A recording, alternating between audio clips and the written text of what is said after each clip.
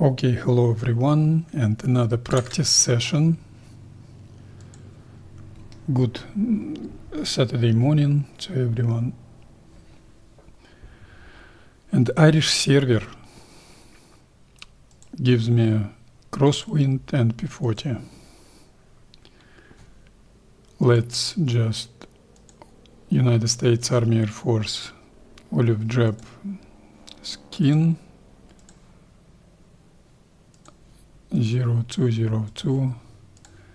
I will, okay, 100%, no modifications, accept, start, and let me just check the video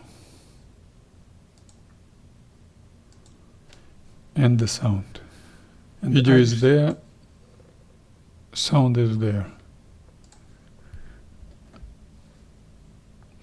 All should be okay. I couldn't make it yesterday, my bad.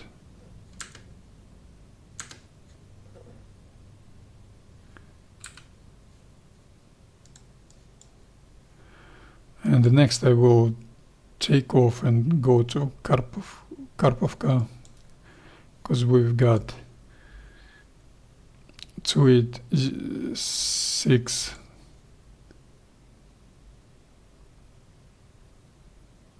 Maybe I shouldn't even take off and do that on Marinovka.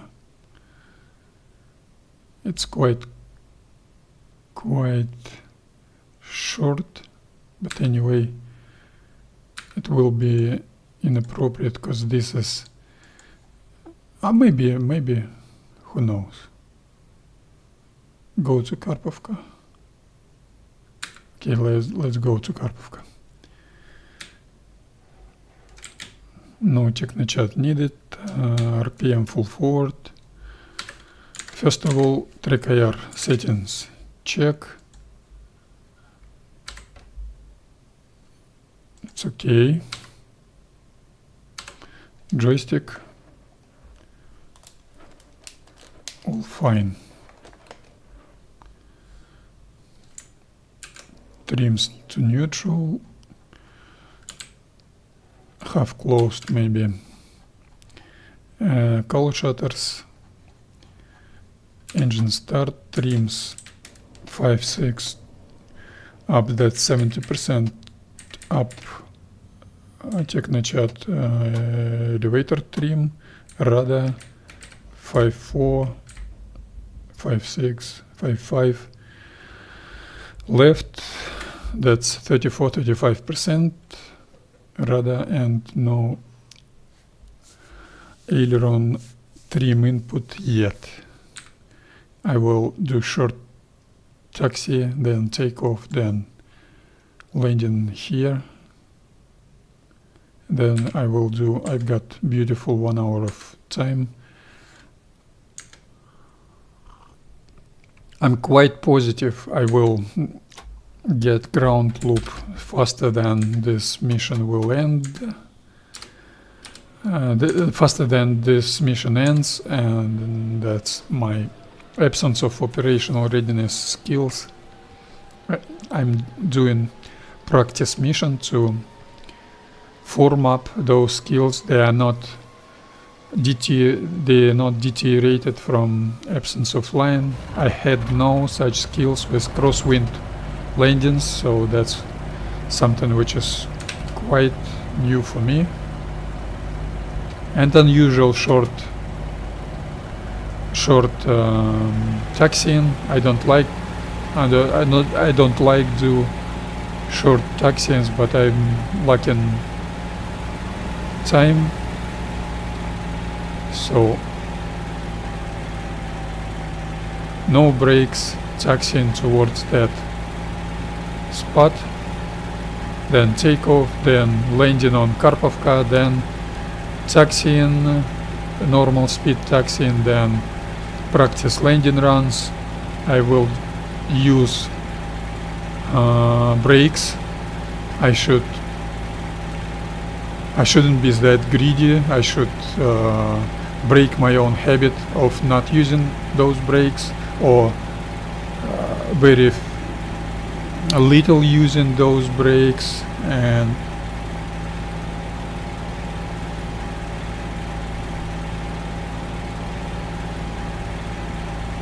that was already a minor mistake. I have exceeded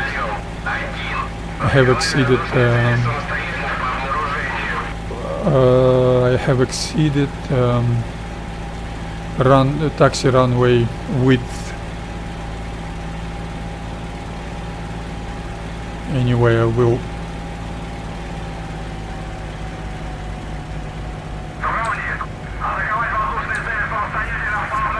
canopy close, everything's okay. In 30 seconds I will start rolling to my start position, to my start point, which is over here. And I should do that in 20-25 seconds. Advance the throttle 2-3 seconds earlier, more than 1500 RPM to start moving on a sandy surface. Retard the throttle to avoid excessive rolling speed, taxiing speed. Gently turning. My takeoff heading is 270 or something like that. 270 plus minus 5 degree without using brakes. Okay, in 0 seconds I will advance the throttle in one movement, in 5 seconds up to 39 inches. Last time that wasn't too good. That was 1 second too fast. Standard mistake. One small correction.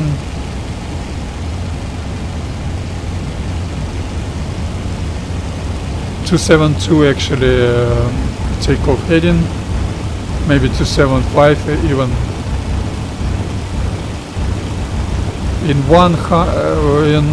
When my airspeed is 130 miles per hour indicated, I take off, wheels up, nose down, RPM down a little bit, retard the throttle.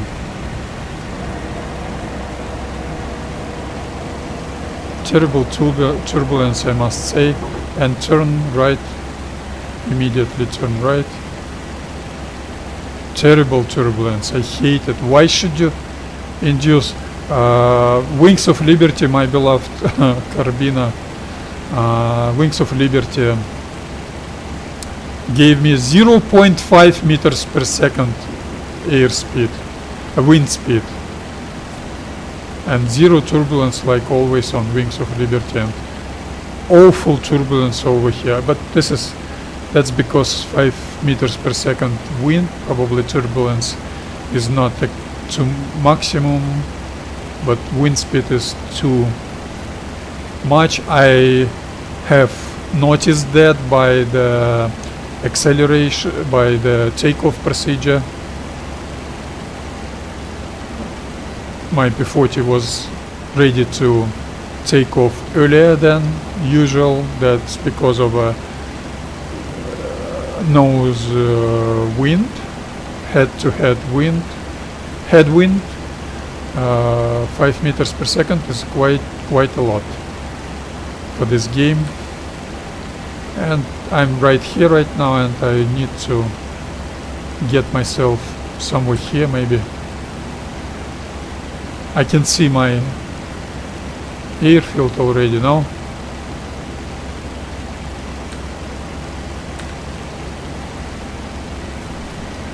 Turn left. I think 1900 feet would be enough for landing. I can see this elongated pond on 1 o'clock, and where is the airfield? I can see it already. I understand that's quite perverse for me to do such procedures. That's quite ugly. Nothing you could do with that. That's the reality of this game. 14.5, 13.2, rather left to 7.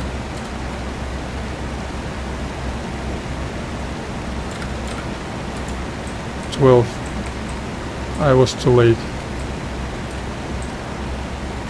I was too late, and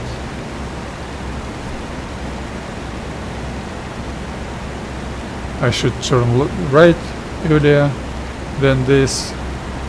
Retard the throttle.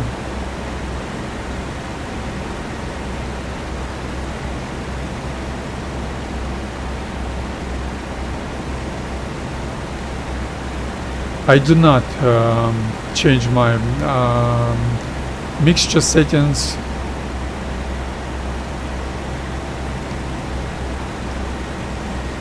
I don't mind such a turbulence because I will not probably do any takeoff, circuit and landing. Crosswind landing is fine for me, but my crosswind taxiing and my crosswind. Okay, wheels down, throttle backwards and forwards, RPM maximum, pull up, pull up, pull up, pull up, throttle forward a little bit, not too much, elevator trim up.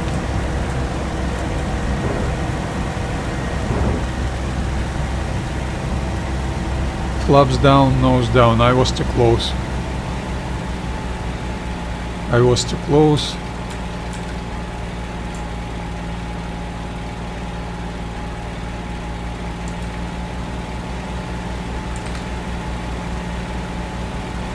Advance the throttle.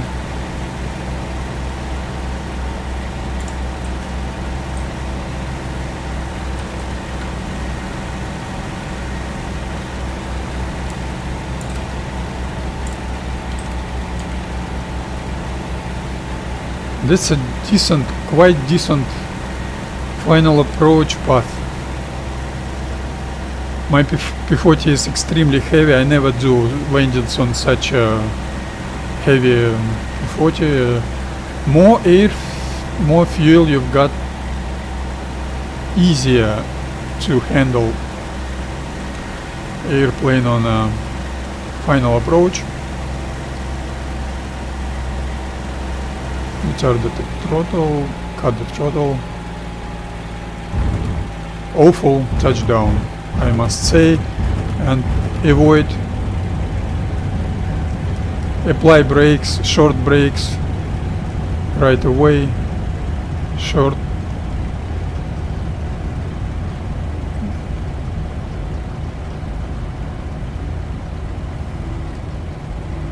I didn't feel any need to, I didn't feel actually, I didn't feel any tendency to, for, that was very interesting. I have applied very short brakings, but I didn't feel any crosswind influence. I can feel it now on high-speed taxiing.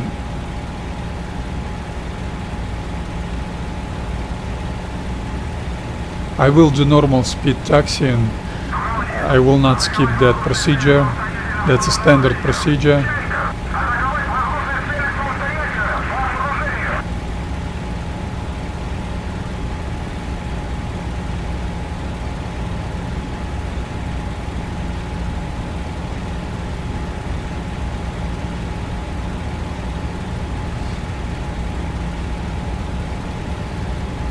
Well, my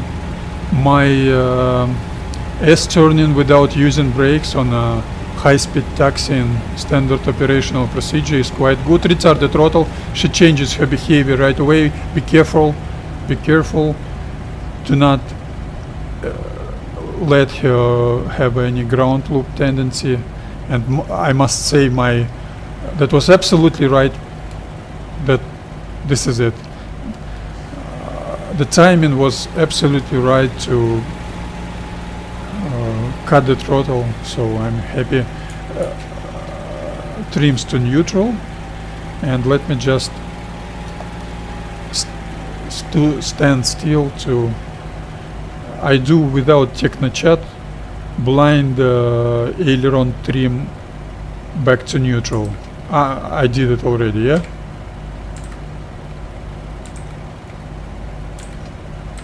Yeah, it was back to neutral already. No Technochat, and back to neutral button is there. How could you avoid that? 5-6 once again, 70% up. Elevator trim, 5-4, 5-5, that's 35% up. Rudder trim, and look at what happened to my head in my cockpit. I swear God, my track IR settings didn't change. I'm changing it already once again. Why the fuck my... Look at this.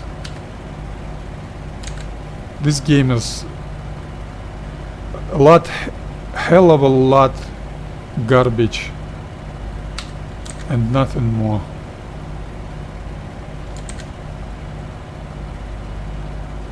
Garbage. Petrovich, Albert Jeltsov, this is a garbage. I didn't do any G's and any maneuvering. Why my head is so low? I just watched my freaking trim tops.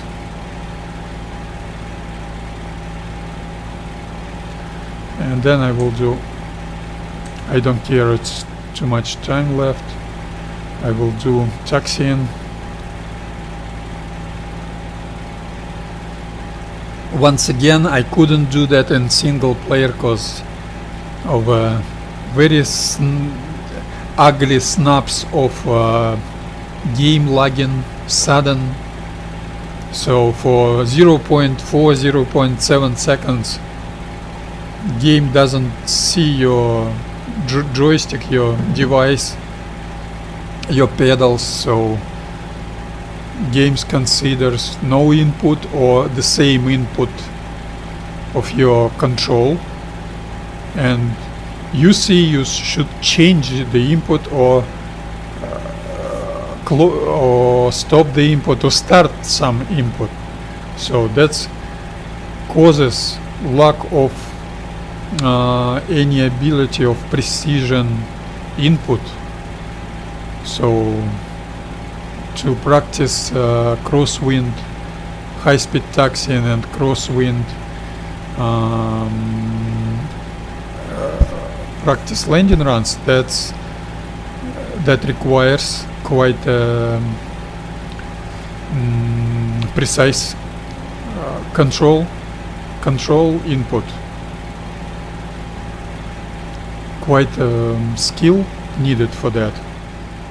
This taxiing speed is okay. I do not consider that too slow, but 1335-40 RPM, I consider that's too much. Let's make it 1380, so 1370 RPM. Okay, my joystick didn't get me such a value.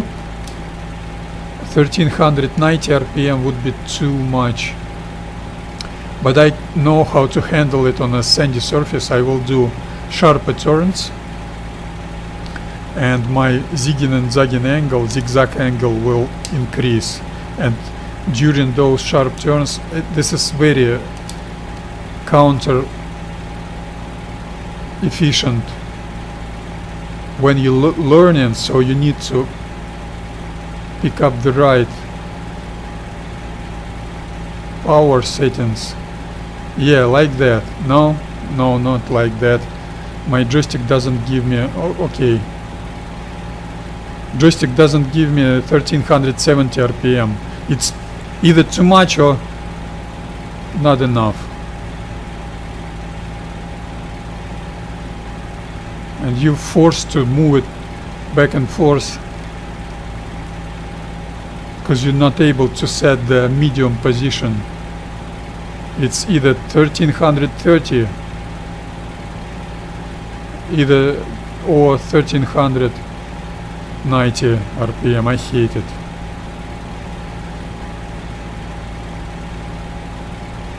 But anyway, normal speed taxiing is 100% okay.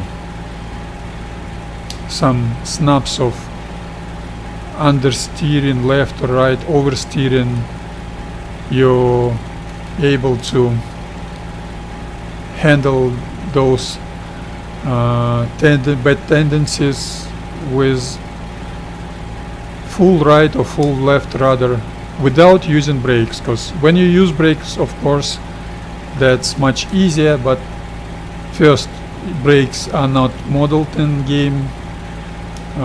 They do not overheat, they do not block the main thing. You do not block your wheels.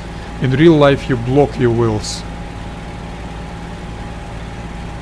even though brakes are are not as powerful. You block the wheels, so you're not able to do brakes fully, to apply full brakes. You should be careful. You should do play with your braking, play with your brakes to avoid blocking. You don't get any anti-blocking system, and they do not overheat. And once again, I will repeat that story which I've heard on Armored Carriers YouTube channel. They've changed the name, but if you Google Armored Carriers YouTube channel, you will get the channel interview of this is that was too much, my mistake. That was too much left rudder, maybe combined with a gust of wind. Maybe I wasn't ready. That was my mistake, absolutely my mistake. I like it. I will notice those mistakes and try to avoid them. And another mistake, and I was able to prevent, to stop that left circle and left ground loop tendency with full right rudder. I do not watch my rudders. I've got no rudder pedals. I've got twist. I go for simplicity in my controls. I could get the most advanced device in the world, but that's not what I need. I need as simple system, as simple device as possible. And that story of RAF, or maybe not RAF, Royal Navy pilot, they had Hellcats arrived from United States, and they were practicing ground airfield based operations. They were taxiing from parking position to take off, and then landing. And one guy was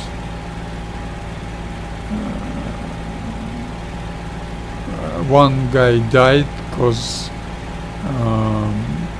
how you call it, after touchdown on a landing, his Hellcat finds that guy found himself upside down because turned over. Hellcat turned over. The investigation showed brake calipers were welded to brake disc. So while taxiing before takeoff, that very capable pilot of Royal Navy Aviation, World War II, they were very well trained. He wasn't ready for Hellcat tendencies, for Hellcat behavior, and he was using excessive braking. That was common for all World War II pilots. That were bad habit of, not bad tendency of airplane, but bad pilot's habit. And good pilot didn't use excessive brakes. Good pilot was always very gentle, very easy on his brakes. I need 250 heading. Apply brakes because I was too late retarding the throttle, and that's not 250. and my takeoff landing heading will be 160. That's the same airfield, and that guy was using excessive braking and managed to overheat disc so much they welded when he stopped. Wheel stopped moving after takeoff. They welded to discs, and it was a terrible accident. Start rolling to start position. More than 1500 RPM. Retard the throttle gently. Do not accelerate too much. Do not have any ground loop tendencies, so you should. And do not use brakes, because who knows, someday you will find yourself on a slippery surface. That was executed 100% well. In 0 seconds, advance the throttle in one movement. In 5 seconds, advance the throttle in one movement. In 5 seconds, slowly but surely. One small correction is allowed. And retard the throttle, because I will not do any takeoff. I will switch to landing configuration. I feel that crosswind already beautiful. I like it. I will practice at least 40 minutes. I will get my practice. Wind is from my right, and wind affects my rudder surface, my stabilizer, and steers my P-40 right. Okay, I'm alone.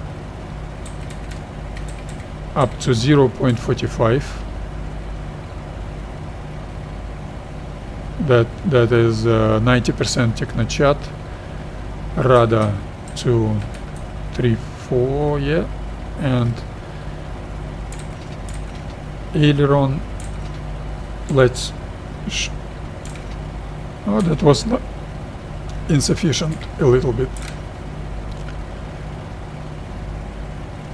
And high-speed taxiing once again to the left. It was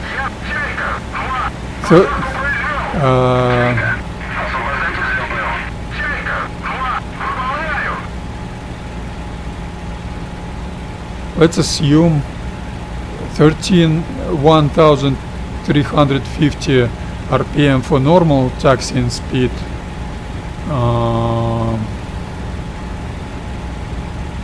15% of that will be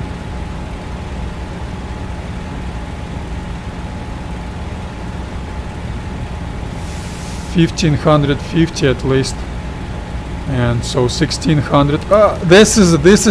That was beautiful. That was beautiful. That was ground loop tendency, and that was ground loop actually, because I was watching left and right. I wasn't. The main reason of that error was I wasn't able to set up correct RPM. Correct RPM would be 1550 RPM. I rounded up always. That means 1600 RPM is needed. I was lucky. I applied full brakes. That's unrealistic. My brakes do not deserve such a route handling. And I do 1600 RPM high-speed taxiing. I do no brakes, S-turning, which is fine, because I've got quite substantial rolling speed, taxiing speed, and I've got quite substantial prop wash of my rudder.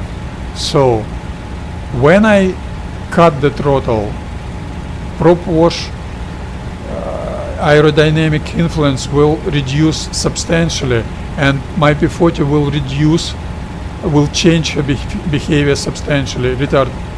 And I was too late. Apply the brakes.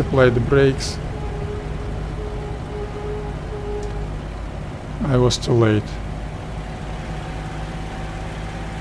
And now do 180 turn, crosswind conditions 180 turn, which is absolutely comfortable, executed on a sandy surface. I'm quite comfortable with that standard operational procedure. No problems at all. On a tarmac, on asphalt surface, I would struggle doing that because of, in my view, excessive grip modeled in this game, simulated in this game, excessive grip. This sandy surface gives me not so much grip, but quite a big amount of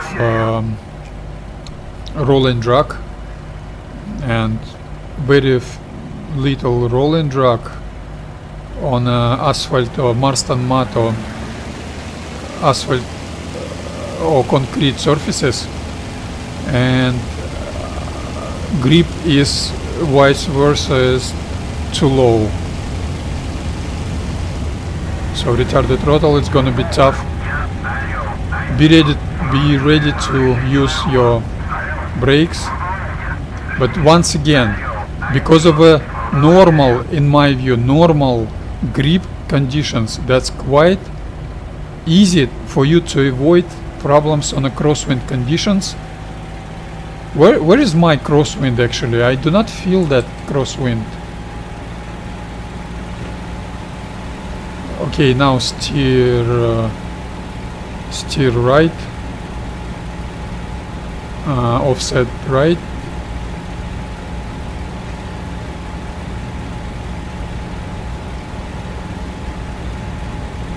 The same 1600 RPM for high-speed taxiing, and start S turning without using brakes. Okay, I feel, of course, crosswind, definitely crosswind is there. Maybe I'm too alert.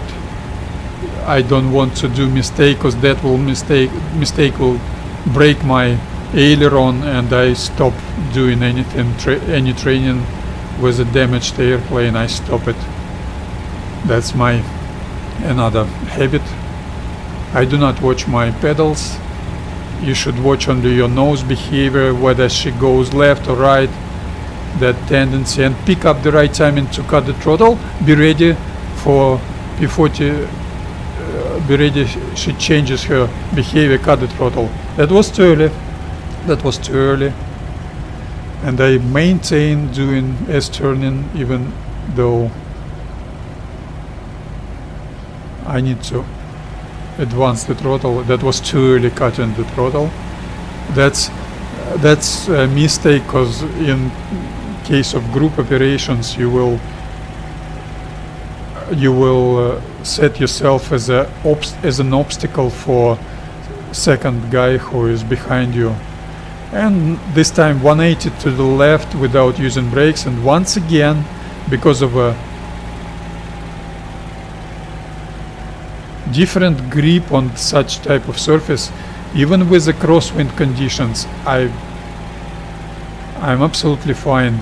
And not only grip, because you need quite substantial engine power to roll on such type of surface, and in my view you've got too small amount of not enough rolling drag force on asphalt and concrete tarmacs, on Marston mud tarmac. And Marston mud, by the way, gives you the same amount of grip. That's absolutely not right.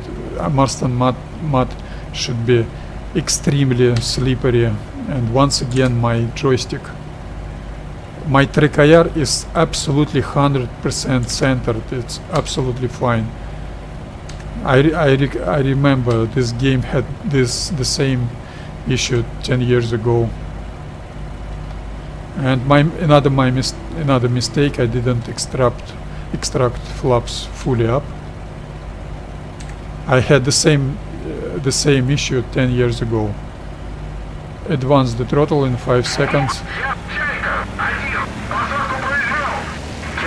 Up to 39 inches and one small correction. 38, 39 inches should be okay.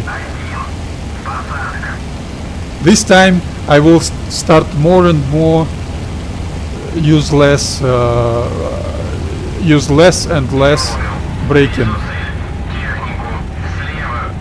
Brake, short brake, another, no brakes, no brakes, no brakes, no brakes, no brakes, and fine, that's fine. I've got 5 meters per second crosswind conditions. It's snappy, gusty wind, so we've got turbulence.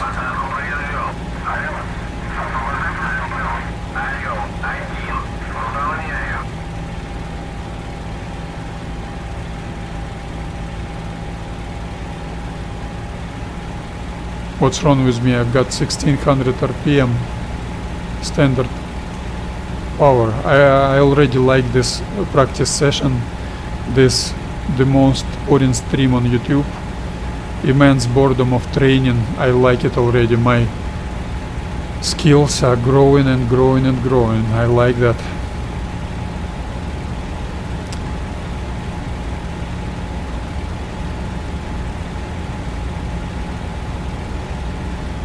No brakes, high-speed taxiing, standard operational procedure of clearing the runway after takeoff.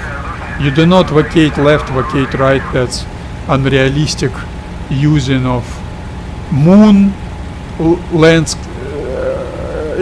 landscape of games airfields. Cut the throttle, and that was maintain S-turning. That was maybe too soon, or maybe not.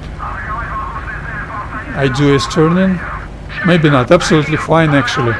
Once again, a little bit, and once again 180 turn is absolutely fine. Some reason I do no brakes 180 turn, and I stay within quite wide landing strip. That's beautiful. That's why I like sandy surfaces. That's why I like Stalingrad map. Beautiful. Once again, extract flaps, flaps down, canopy closed, and in 0 seconds I will advance the throttle in one movement, in 5 seconds up to 39 inches.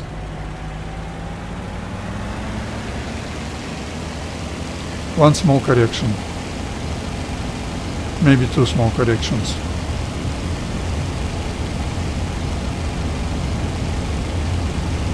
Retard the throttle. No brakes used yet. No brakes used yet. No brakes. No brakes. And when you've got excessive speed, when you've got high speed practice landing runs, that's not dangerous. But when your speed decreasing, when you're slowing down, that's when those snaps of those tendencies of left or right ground loop, left or right circling are happening, are very likely to happen. So that's the first time I didn't use brakes on crosswind conditions, but it's easy on sandy surfaces. It's easier. You just need to practice more on concrete tarmac or asphalt tarmac or Marston mud. It should be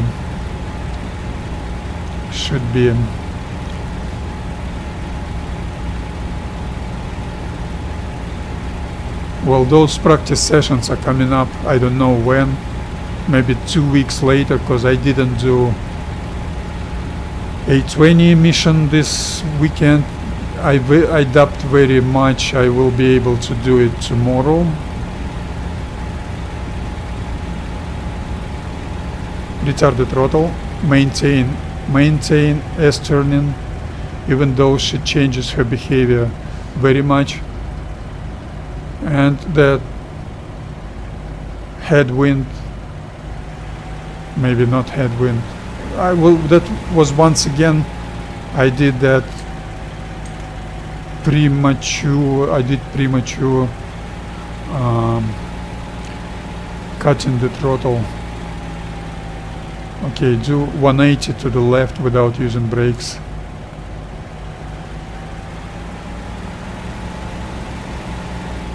That was too much power, too much power, too much power.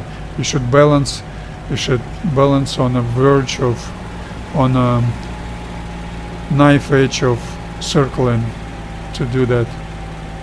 So I've used almost all, the whole width of that quite wide landing strip.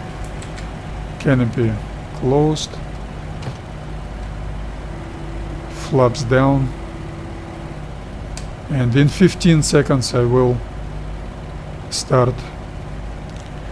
advance the throttle, start my takeoff sequence in 5 seconds in one movement. That was 1 second too fast. Not good.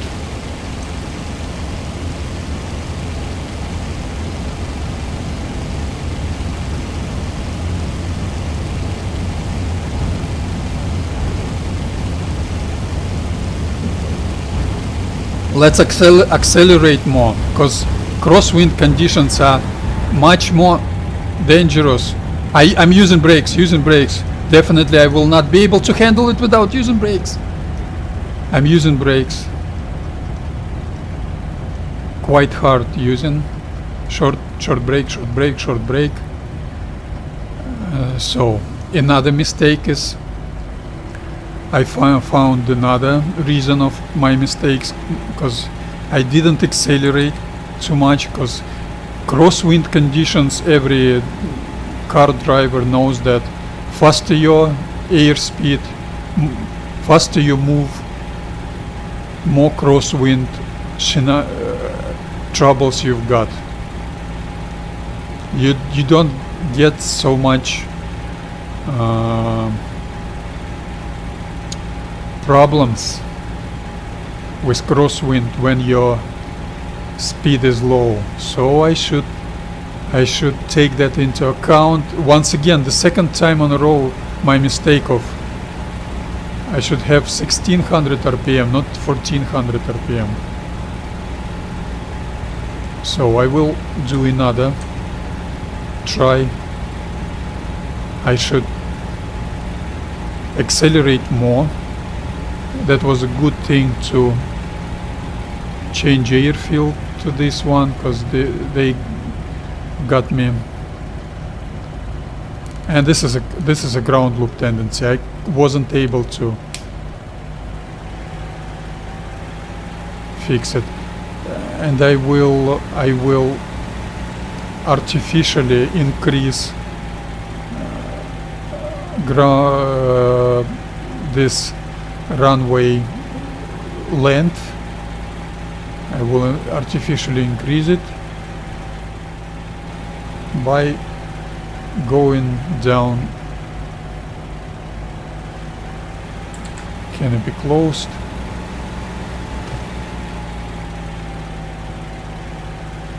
.180 turn without using brakes, and I should accelerate more, because higher airspeed, more crosswind danger you've got to yourself.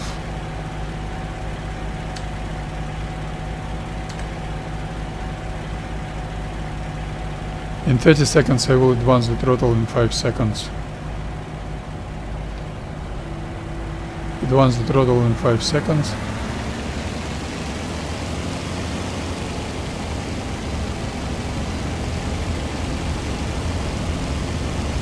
and accelerate up to 70-80 miles per hour at least.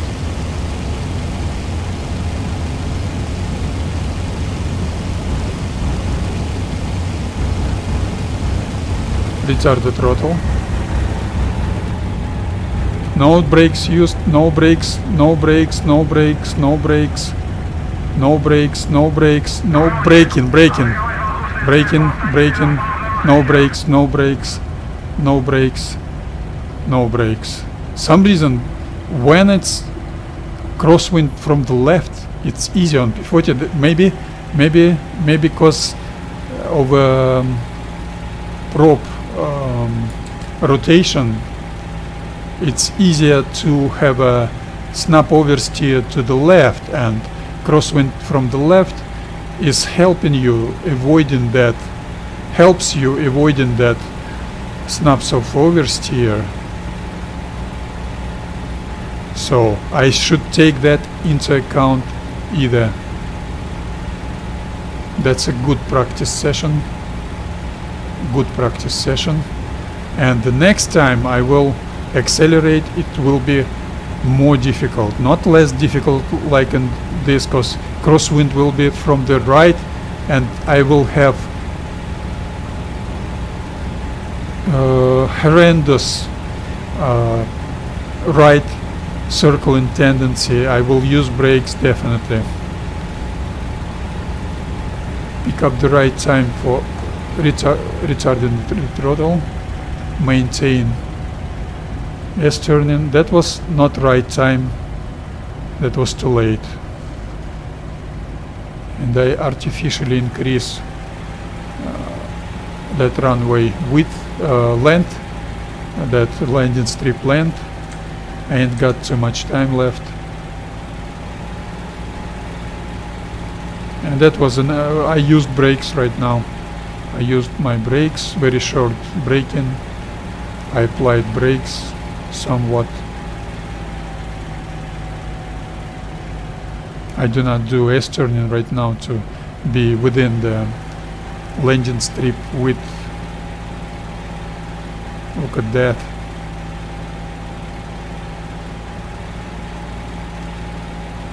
.180 turn without using brakes. Well executed. Canopy closed, flaps down. 160 heading, plus minus 5 degrees. And in 15 seconds I will advance the throttle in 5 seconds. In one movement, in 5 seconds, up to 38-39 inches. One small correction.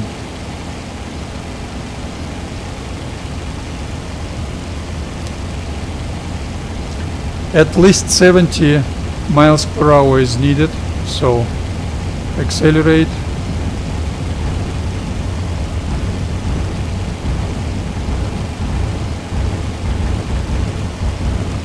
And retard the throttle. Braking, braking, no brakes, braking, no brakes, no brakes, no brakes, no brakes, no brakes, no brakes, no brakes, no brakes. Well, now my airspeed isn't too much, so crosswind doesn't give me that horrendous right circling tendency, so I need to repeat that once again. I'm not sure I need to practice my canopy open, my 180 turns with using brakes on stationary on one spot, but I will use it. Well, I will do that. Do S-turning without using brakes. Offset to the left, clearing the runway, high-speed taxiing to clear the runway. Standard operational procedure, which should be okay. Pick up the right timing to cut the throttle. Visually cut the throttle. She changes her behavior drastically. Maintain S-turning. A little bit late on cutting the throttle, a little bit late, but anyways, That's okay. Once again, taxi forward to artificially increase landing strip length. Then do 180 with using brakes to practice. This game is awfully ugly in some ways. You can see it's the same physics. On the field I should have extremely bumpy and soft surface. I should damage my P-40 already. Okay, brakes fully applied, turn right on one spot.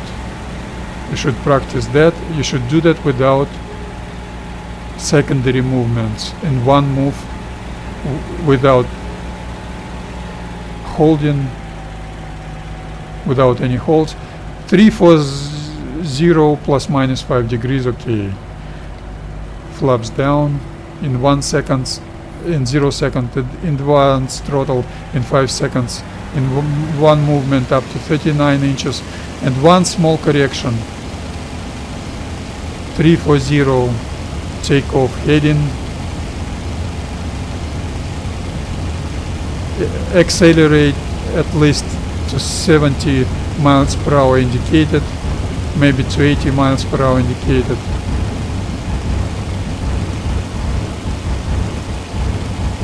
Retard the throttle, no brakes, no brakes, no brakes, no brakes, no brakes, no brakes, no brakes, only ruddering, only rudder steering, no brakes, brakes, brakes, brakes, brakes. That was a snap left, oversteer, brakes, brakes, brakes, brake, braking. This is it. That's my mistake. I've relaxed too soon, distracted myself. That's clearly my mistake. The only way to stop doing those mistakes is to do those mistakes and to try once again, to try harder. So I'm happy. I'm not ashamed. I'm not confused. Mistake is a good thing to do on a practice session, on a training session.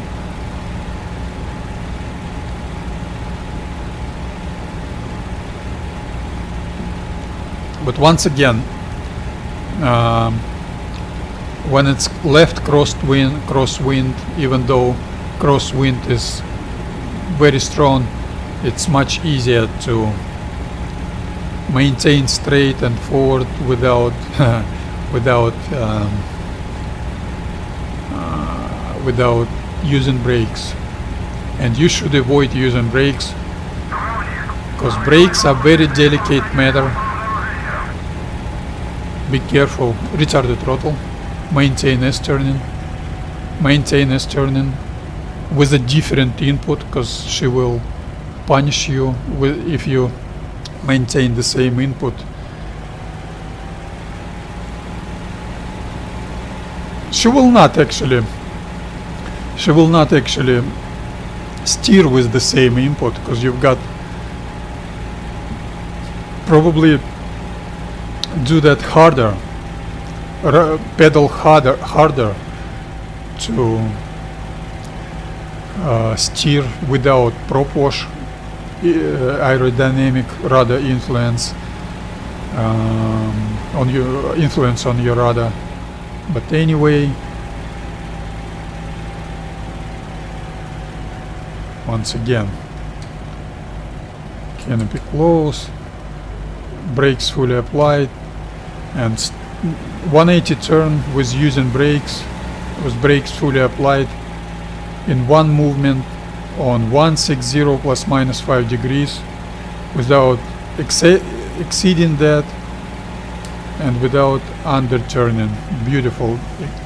Executed, flaps down. In 45 seconds I will advance the throttle in one movement in 5 seconds up to 38-39 inches, and that's gonna be my standard operational procedure of takeoff acceleration. Advance the throttle, slowly but surely, steady, beautifully. One small correction. Beautiful. Well executed. Okay, accelerate up to 80 miles per hour and then retard the throttle, cut the throttle and do practice landing run. Okay, cut the throttle, no brakes, no brakes, no brakes, brake, brake, brake, no brakes, no brakes, no brakes, no brakes, only steering, brake, brake, brake, no brakes, no brakes, steer left, very gently, gently left. Beautiful, no brakes, no brakes. Okay, I've slowed down enough. I like it. I remember this tendency from 10 years ago. Beautiful. Petrovich, your beautiful tendency on she decreases her bad behavior while she slows down, and on a very slow speed, some reason she becomes one more time naughty. And I remember that, I like it. Your P-40 physics, aerodynamics interacts with your brain, with your habits, with your skills. This game is beautiful. That's why I like this game, and I'm happy to hear Carlos and Jason will do decent physics in Combat Pilot, because at least the same physics we need in this game. And that Albert Zhiltsov was laughing on some of brief episodes. He was laughing on Petrovich, who did that how you call it, prop wash, bouncing from the airfield surface and affecting the radar, the stabilizer, the tail, your tail and stabilizer, and that affects your physics. That's beautiful actually. And that 2002 one-on-one dual air combat maneuvering dogfighting champion. I've got no respect for you, Albert Zhiltsov. This game is beautiful because of that. Andrei Petrovich's physics is the best part of this game. 3D modeling is outdated already. 3D modeling is great. Advance the throttle in 5 seconds up to 39 inches. That was a little slower than I needed. Not good. Sun goes down and I'm running out of time, and I will let's do that without ground loop. Accelerate up to 80 miles per hour indicated, and then retard the throttle. Retard the throttle. No brakes, no brakes, no brakes, no brakes, no brakes, no brakes, only rudder steering. No brakes, no brakes, no brakes. I watch my peeper aiming sight. I watch her nose moving left or right. No brakes, no brakes. I'm positive. No brakes, no brakes. Beautiful physics. I like it. Beautiful game. It's my favorite game. Beautiful game. Retard the throttle. Open canopy. I watch her nose moving left or right and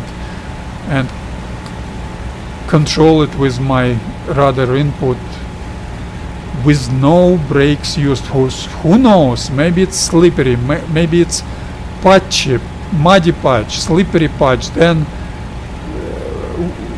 dry patch, then quite concrete patch, and then quite plastic and muddy soft patch. And who knows if you apply brakes and different surface conditions underneath your left and right wheel, and you apply brakes, and instead of reducing circling tendency or rotating tendency, you increase that tendency. So what should I do next? I've got 7 minutes left. I think I've got enough for today. And the next I will do takeoff, circuit and landing, and now I will do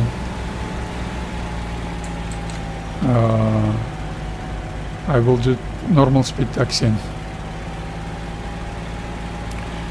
Trims to neutral, that's my standard operational procedure after landing.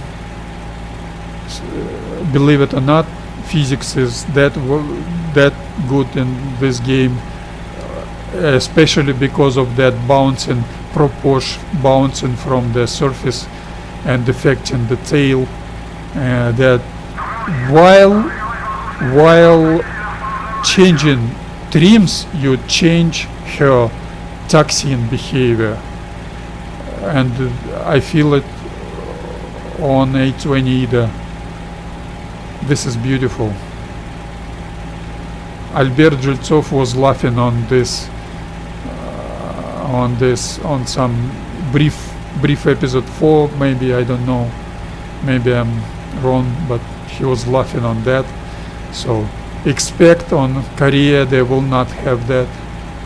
They will have the advanced flight model even more advanced, but they will not have something they have now. We saw that. We now taxiing on a beautiful Stalingrad airfield, which isn't flat. It's almost flat, but you're able to feel some uphills and downhills from time to time. When you do not use brakes, you feel it. And sometimes on a very slippery conditions on Верхняя Akhtuba airfield, I was able to feel that uphill changes to downhill on a practice landing runs, and I could feel the border or some ridge between those uphill and downhill patch. It wasn't perpendicular to the right circling tendency. I applied full left rudder and was able to get rid of that tendency, and that ridge wasn't perpendicular to landing strip center line, and you could feel the angle between center line and that ridge was quite sharp, and the same ridge on the nearest taxi runway was not as sharp as on a landing strip, and you could feel it on a very slippery winter surface, and that was beautiful physics. That physics is not there. They've changed it. They've managed to change it in 2016, probably 2015. I got excessive taxiing speed. Excessive speed. I should retard the throttle a little bit. They've managed to change it. It's not so hard right now to taxi, to avoid circling, but mostly they've changed touchdown. Touchdowns are very easy in this game right now, and that was according to garbage players who do not evolve their skills, who were unhappy about realistic physics. but that not flat airfield surface is still there. And on the next map, Moscow map, you will not find that. The surface on Moscow map, airfield surface, is completely flat. And on Kuban it was the same. Maybe on Bodenplatte and Normandy it's the same. I didn't feel it actually. I didn't feel any. Maybe on Normandy actually some less flat airfields, but not on Bodenplatte or Moscow or Kuban. And on Korea they will have not flat airfields, and those airfields will be visibly not flat, and they say this is some kind of a new thing in the game, which isn't true. That's a lie. They know that's not true. They know they had in 2013 they had not flat Stalingrad map airfields. Anyways, that's a quite good practice for me. I've got no time, but I do not stop practicing. And the next map, this map, or maybe I will join combat box, I don't know. I will do takeoff circuit and landing, because my touchdowns were very bad, and I know why, because it was a 820 habit of very late cutting the throttle. On P-40 I do that a little bit, fraction of a second earlier. I would say 0.9 seconds earlier, 0.85, 0.9 seconds earlier, maybe 1.1 seconds earlier, maybe less. You don't count that time, you just feel when you need to do that. And I was cutting the throttle too late, and my touchdown was on a excessive airspeed that all caused horrible touchdowns.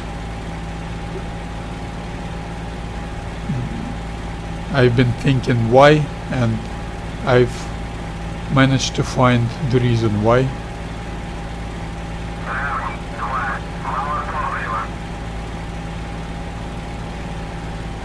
.180 without using brakes. I'm balanced on the knife edge of circling.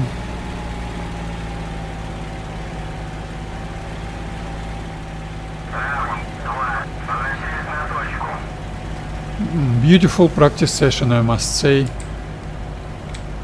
Cut the mixture, throttle forward, lights out. When prop stops moving, switch off ignition, magneto, and this is it. Finish the mission.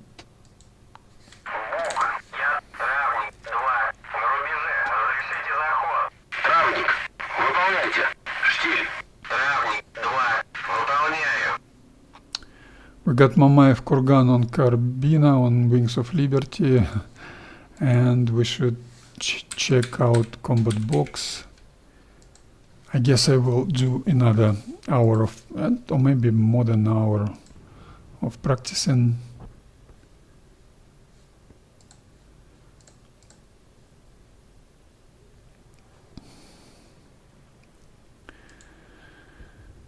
Okay, and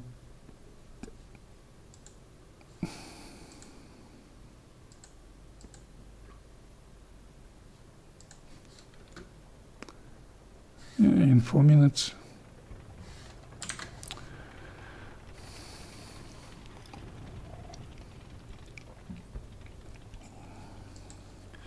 What combat box? Crimea on combat box, but there are no decent airfields. Yeah, Anapa isn't decent. I need an airfield with a landing strip, so I go to Wings of Liberty.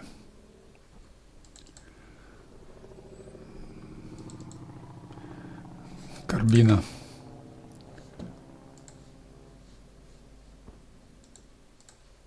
Who is on Wings of Liberty?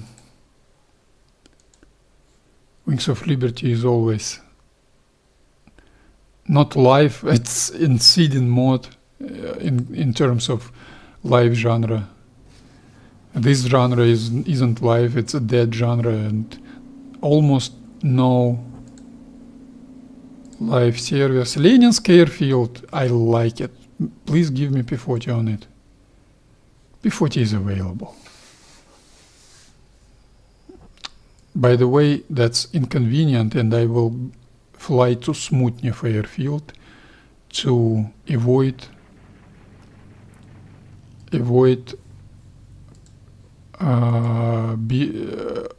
spoiling other players' game. So you should be respectful for other players. By the way, for example, I do not use auto level. I even do level bombing without auto level, and I do hit the target on Finnish server, but I do not humiliate anyone who uses auto level. Even vice versa, I always say about you should have auto level free like you have it right now. You should have, in addition to auto level, auto turn, auto descent, auto climb, and auto turn, and that should be free to use, free to choose, and even you should be able of, what's the crosswind? You should be able of adjusting your vertical speed from 0 to 1,000 feet per minute, that 5 meters per second. Beautiful airspeed crosswind. The beautiful crosswind. I will go to Smutnev.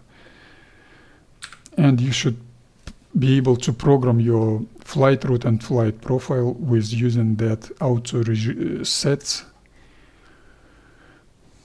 Technochat off. RPM forward. Look what happens to my Trekayar. Ugly game. RPM full forward, trims neutral, half closed, cowl shutters, engine start, trims. I've got snap view on trims, 5.6, that's standard for takeoff and taxiing before takeoff. 5.4, 5.5, that's 34% left rudder technochat. It's about 80 feet airfield altitude. I will do once again takeoff and then landing. By the way, I will not do landing. I will do approach.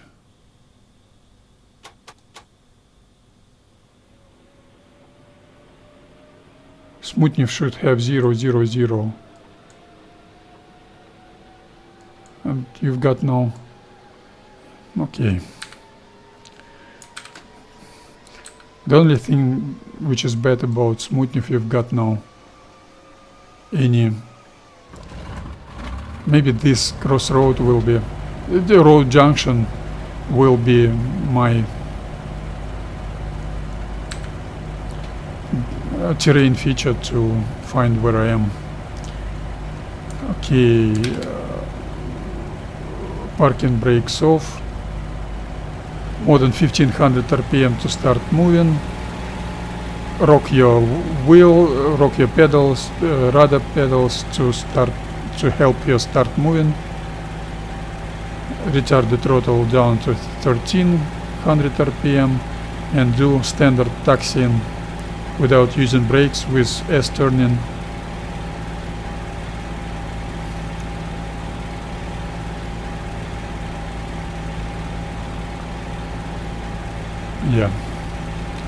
Carbina server is still alive. This Wings of Liberty server is something between Carbina, those who played 15-20 years ago, they know what Carbina is, and Earth in Flames server, which was secondary server for Tuman Vayny, Fog of War server. Those servers were basic for Wings of Liberty, and Earth in Flames were better, had no GPS, but I liked Carbina more because I'm from Carbina. Too much good people were there on Carbina. I applied brakes, and in 15 seconds I will, maybe in 30 seconds I will start rolling into start position and do takeoff south. Advance the throttle a little bit earlier. Start moving, retard the throttle to avoid excessive accelerating. Turn left. That's, I don't know anyone who would do that without using brakes, and I do that beautifully. And stop without using brakes on 180 plus minus 5 degrees.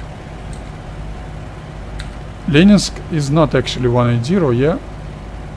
And advance the throttle in 5 seconds. Up to 39 inches.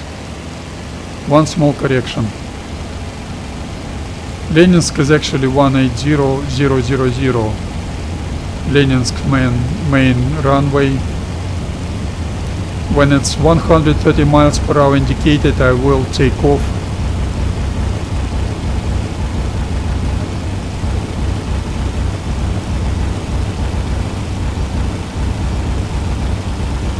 I can feel that crosswind already. Take off. Wheels up, RPM down to 2600 RPM, accelerate and retard the throttle to 26 inches and pull up. 26 inches to 2600 RPM, very convenient. Do not reduce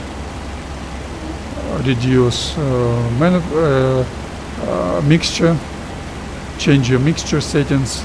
Some change of vertical speed, some reason on the same air altitude all the time. You can feel the same on a landing approach, on a final approach before landing, some reason, I don't know why. Advance the throttle a little bit, and I will not hurry up. I will maintain this climbing, then get myself, even though I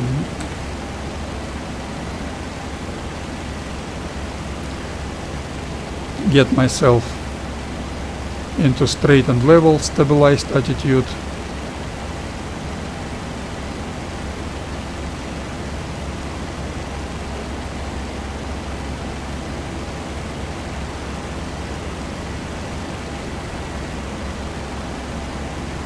Yeah, I had excessive power. I hope they will not shoot me down, by the way. This is Wings of Liberty, they could shoot me down. If that happens, I quit, and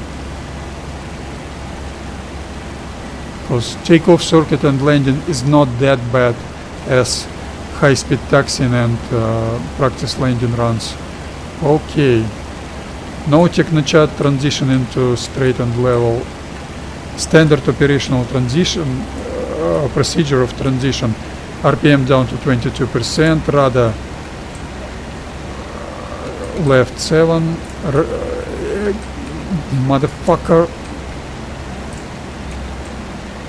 14.5.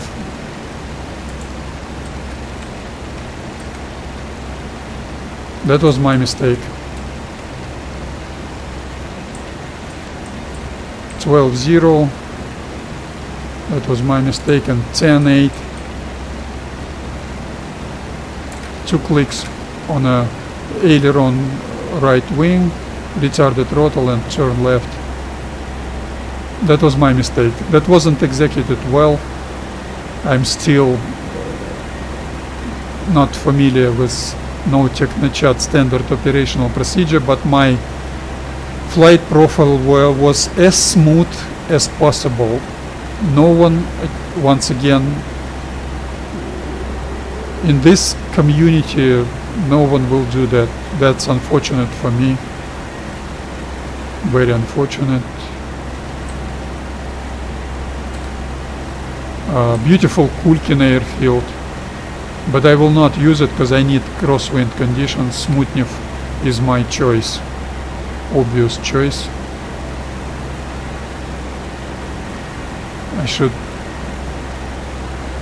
I've got 19.6 manifold pressure. That's not enough. Advance to move throttle forward 20.4 inches to have additional power, excessive power. She needs that while turning, because she needs, and while under turning 30 degrees, get rid of excessive power, retard the throttle back to 19.5, 18.5, and pull up, and level up in 0, 0, 0. And she's absolutely stabilized. That's why I like Wings of Liberty. That's why I like no turbulence conditions. That's why I like P-40. Look at that vertical speed indicator. Yes, I've got some negative airspeed tendency, but that's so different from my 20 Finnish server when she pitches her nose, she bounced, goes up and goes down.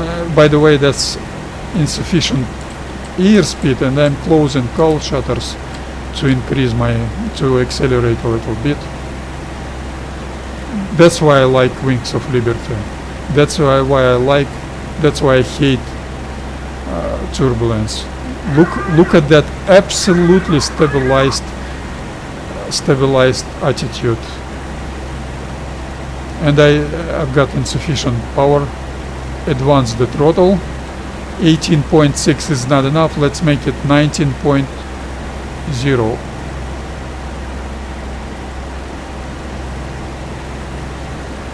I need 19.0, please. Okay, 19.0 is set. Canopy cowl shutters. How you call them?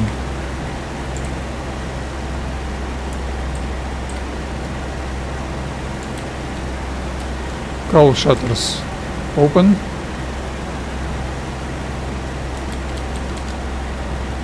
I forgot my English. Sorry for my English. This is pure fun. This is pure fun to have us normal conditions. I always watch real life pilots, real life flights from the cockpit YouTube videos. You don't have such a bad turbulence like on Finnish server. They've got such tendencies sometimes, but they don't have ups and downs like on Finnish server and those drunken Finnish guys who are responsible. Finnish server is the best server, that's for sure. It's already 9 years. This server is 10 years this year. Finnish server is 10 years this year or next year, I don't know. Of course Wings of Liberty is great, but I don't play Wings of Liberty because this is garbage. Combat Box is the same garbage in some kind, from some point of view. Look at that temperature. They've got very low temperatures. What's the temperature? 10 degrees centigrade. plus 10 degrees. They can shoot me down. I will not even try to avoid that. I'm not here to do any air-to-air combat. I've got no time for that. I had no time yesterday, and today it's quite complicated, quite hard for me to find some time. And I forgot you're not able to switch off this ugly airplane. Hello developers, hello Danil Tuseev, hello Albert Jeltsov, you're Schweins. We were able to switch off this GPS marker. Now we're not able to switch it off. This is unacceptable, and this is not because they are garbage players. Developers are some garbage players. No, they've just got too much legacy code, and when you've got legacy code, you're narrow on your window of, or narrow your range of opportunities in that code. So you should add some feature, and that feature will cause some issues, problems, troubles in some other parts of the game. So they prefer not to give us any ability to switch off that GPS marker, but by doing that they avoiding some other troubles, and that's not because of some unavoidable reasons, because of very bad coding and very bad legacy code in this game. If you write any code, you will bump into that problem right away. If you do it easier for you writing that code, it will be harder for someone later to add some new features. And if you do that harder for you to write in that code, you should be very capable. You do easier for someone later, or for yourself later, to add some features. And by the way, that's not the fault of coder, programmer in the developers team. That coder guy, I like him. I consider he is a decent employee, but that's a fault of some higher top development management personnel who make decisions of reducing working time. They consider some things in game are not how you call it, irrelevant. They consider some things in this game irrelevant, so you shouldn't waste your time dealing with those things. And among those things are legacy code and some other features in this game. That's why this game gives you so many ugly undevelopment, tiny things which spoil your gaming experience, which poison your positive emotions from the game. And that's why we're all looking forward to Combat Pilot. We're all looking forward to Combat Pilot. Of course, in Combat Pilot it will be different.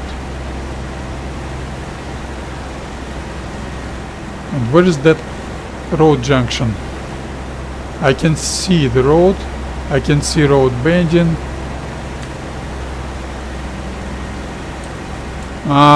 This ugly. That's why I don't like Wings of Liberty. And once again, you see, I check Trikir.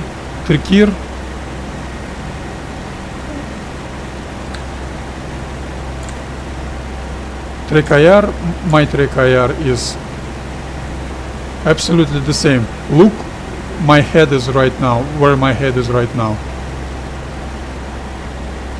And I should center my Trek-IR once again. Trek-IR was absolutely centered already.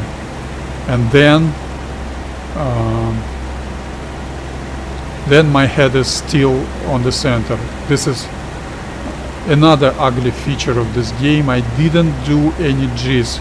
I didn't change my seat. Why my head should be so low?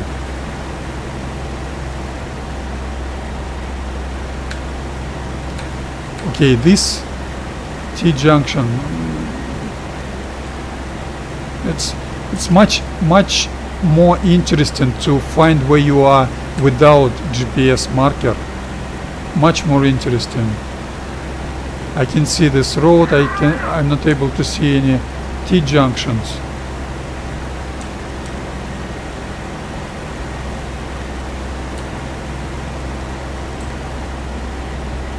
I'm not able to see Smutnev airfield. No, Smutnev airfield is over there, I think.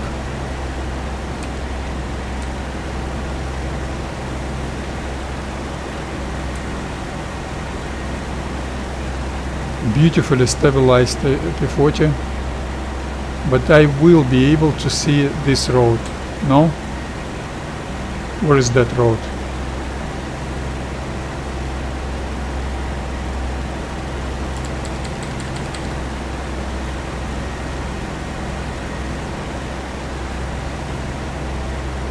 Yeah, this road is over here. Turn left. Turn left. Where is Smutnev? I can see it already. Smutnev.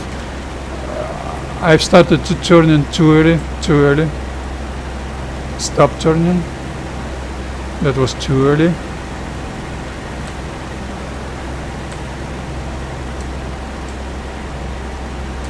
And continue. Proceed turning. That was breach of my own standard operational procedure. I shouldn't do that anymore. But I hate that GPS completely ruins the standard way I do this mission part. Here is Smutnev landing strip. I'm still too early. I've got that airstrip right on my 12 o'clock. I should be to the right a little bit, so turn left. I didn't retard the throttle on 330 heading. 19.6 inches and cowl shutters open.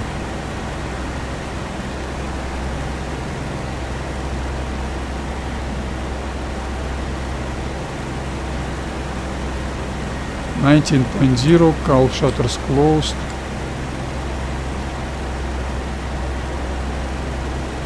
That's much more like it. I should offset right to give myself ability of seeing that runway threshold touching my the leading edge of my left wing. And that will be standard overhead brake pattern initial movement. I'm 100 feet low, I must say, and then I should still be more to the right. So not 100%, not ideal, definitely not ideal. But anyways, not ideal. Okay, that's a standard operational procedure of approach straight flying. That's for group operations. You don't need to do chaotic final approach of big group. That's unacceptable. That's my mistake. Okay, I marked the timing of. It's 55 seconds when I've started overhead brake pattern. If you're tail in Charlie, you're the first one who start overhead brake pattern, and you declare, you tell that time 55 seconds to your group, and second last starts it in 15 seconds interval, in 10 seconds, then in 25 seconds, then in 40 seconds, then in 55 seconds, and you're the first one to start overhead brake pattern. You will have 11 seconds on a opposite heading on 2 quarters, like I call it, 11 seconds delay, so you will level up and fly straight and level 11 seconds, and each and every team member will do accordingly 15, 30, 45. Consecutive team member will do 15, 30, 45, 60, 75, 90 seconds delay,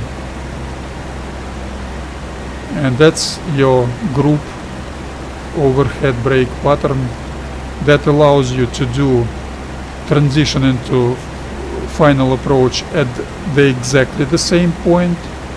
You by the way, I should do some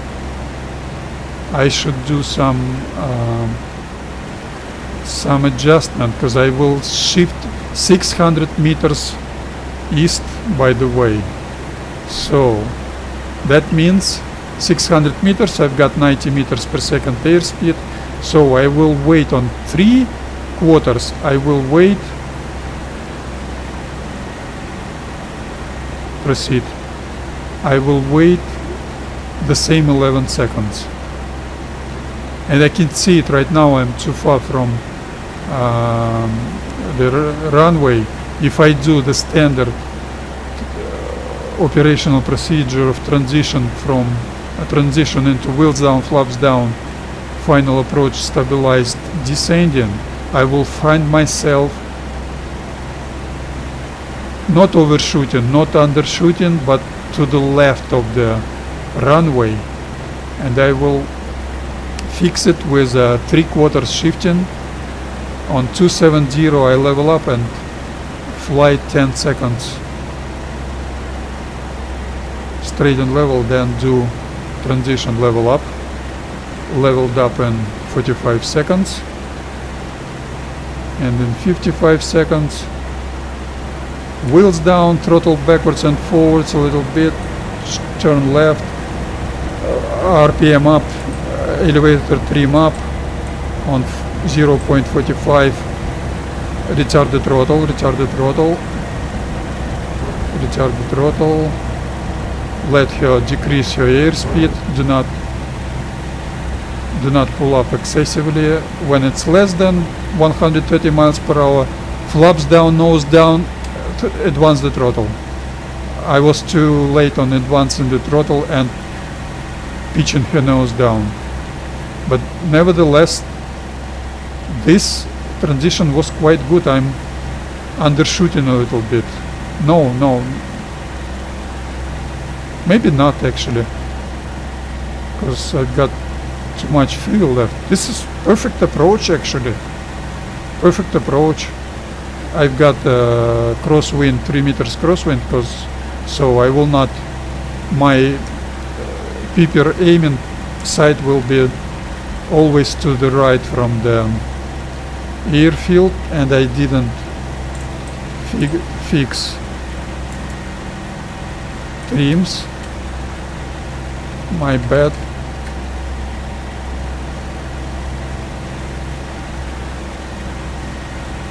I'm overshooting, I must say. No,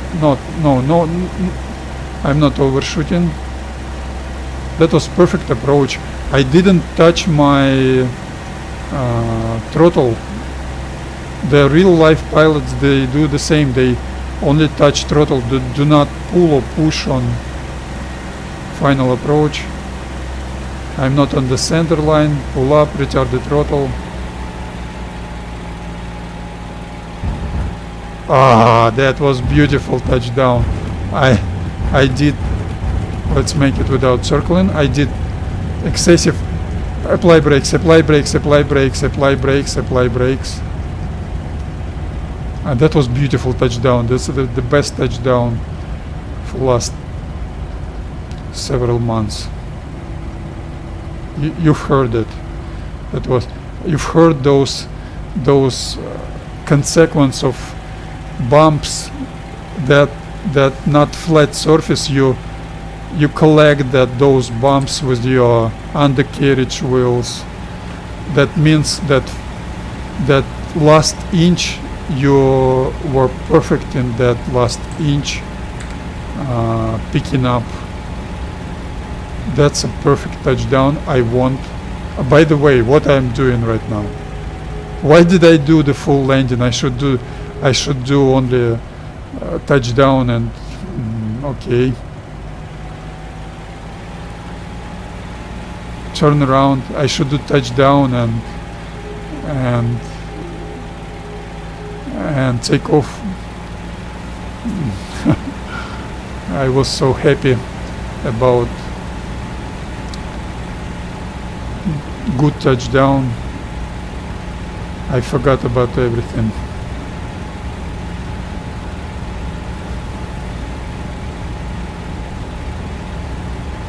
Okay, I will repeat, and this time I will not have such a long turnaround. I will do a short turnaround, short pattern of takeoff, circuit and landing. Smutnev is a great airfield with a great long strip.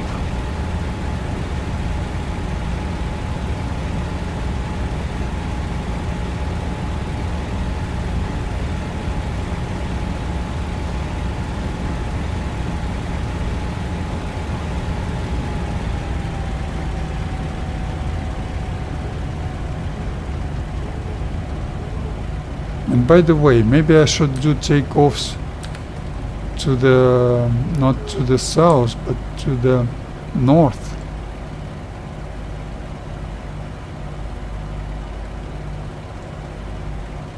Maybe I should do it to the north, because that will help. That's gonna, I will do 1/4 shifting, 11-second shifting. By the way, I don't know. Yeah, I should do it. Let's do another high-speed taxiing.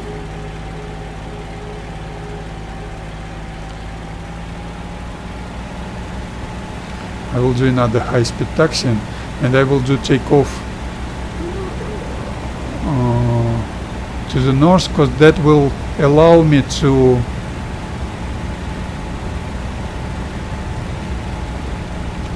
do 1/4 shifting, and that shifting will be, for example, let's say my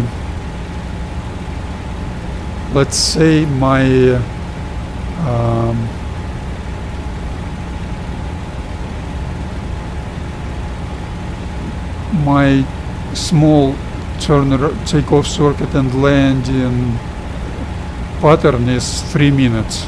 That's, let's say, 4 minutes. That's 250. That's circling attempt. Once again they've changed. Motherfucker, that fucking motherfucker. The game changed my head position, and I wasn't able to look around. Motherfucker, I hate this fucking game. And I need to start once again because of that. I hate it. I check my track IR. Track IR is absolutely centered. And look where's my head. Fuck you, Albert Жильцов, fuck you, Данил Тусеев. I didn't deserve that. I didn't deserve that. Okay, Leninsk once again.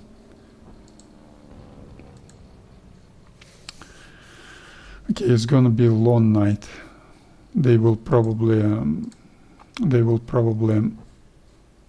win the map. This is awful. I swear that wasn't my fault. That wasn't my fault. I couldn't watch left and watch right. In single player, the games gives you locks. In any multiplayer or in single player, game gives you change of your head position. I had no any G's. Why the fuck? They should change my head position.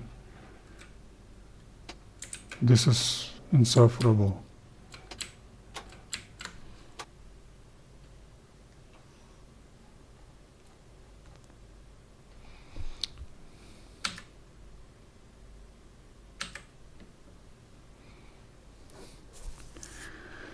I didn't deserve that circle and that ground loop. That wasn't my fault. My head went down. Sergey Barbulat, Russian-speaking YouTube streamer, he always say about that in this game. Your head in cockpit goes down itself without you doing anything. Stupid, ugly game. That's what I'm talking about when I say ugly, undeveloped features which poison your gaming experience. That's why you have to switch to Combat Pilot. Combat Pilot could be even worse or the same. Who knows? Anyway, I will fly to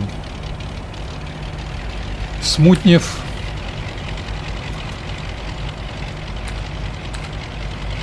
Once again. But I will not do the same garbage type of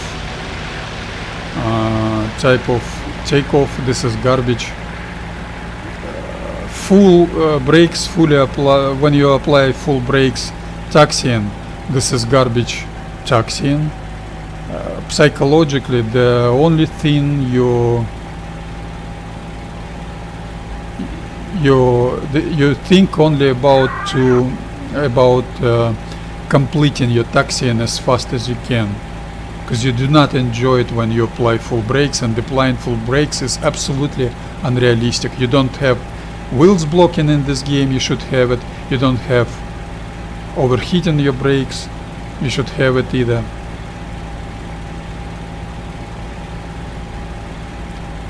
But I will not hurry up. Okay, I cancel everything I should do today because of this, and I will do by the way, the map's gonna stop very soon. This is Wings of Liberty. I apply brakes, very short brakes. I play with brakes, not push it full forward, and in 0 seconds I will roll into start position and do takeoff once again. So I should be aware of that thing, and I shouldn't try to look around. I should apply brakes. But when you change your sight, I remember that from 10 years ago. Oh, I've lost my time. In 15 seconds I will start moving. Okay.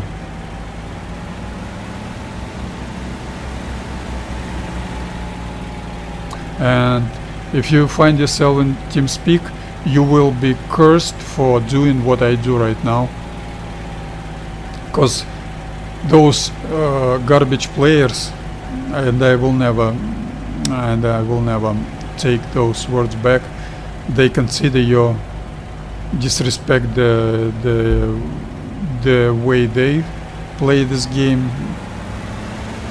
You present yourself as an obstacle. You're causing a collision.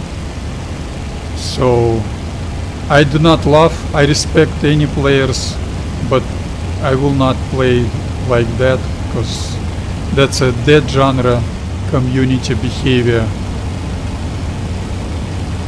That tactical air war, that chow and bullet server, that any other server, they're not able to play without statistics. Many of them drink too much.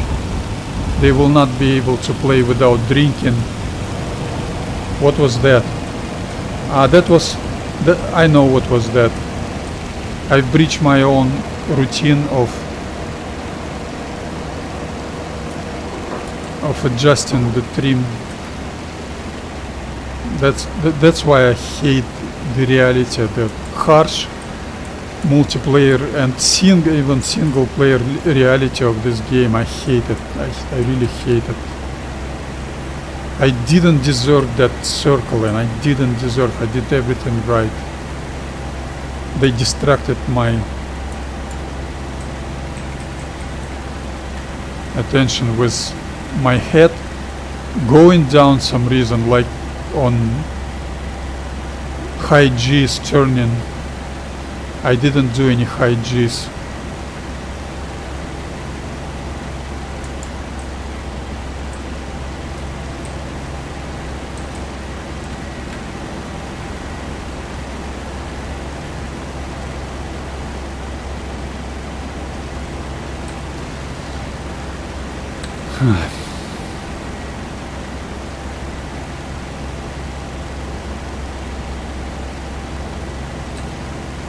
I'm right here right now. I can see this road. Thanks God that GPS markers, the game is so bad that GPS marker lags are 3-4 seconds, and you're able to watch your map without moving your GPS. Thanks God. The ugliness of this game is unbelievable. This game is beautiful, but small undeveloped ugly features poison your gaming experience.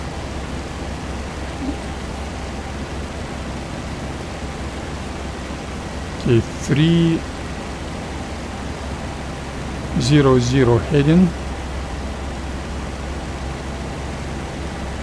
I can see this road. Here is this road, and somewhere there should be crossroads. I'm not able to see it yet. This crossroad. Okay, beautiful. When you and that by that small town, small village, is this Smutnev village. What is that crossroads actually? Okay, I should start.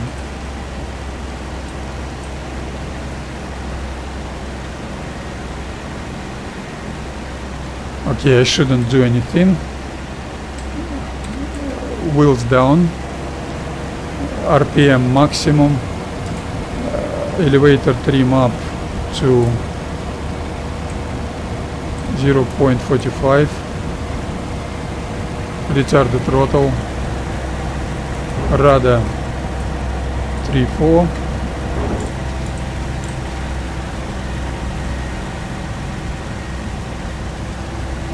Flaps down, nose down.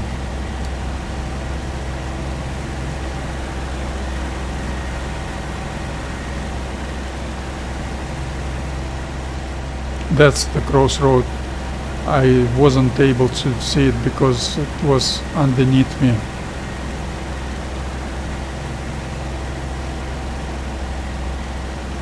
and I'm too far from the landing strip threshold.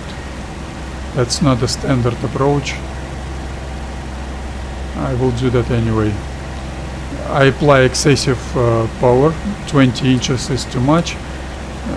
I do that because of my not standard final approach. I was too far. I'm undershooting as hell. Hell of a lot of undershooting.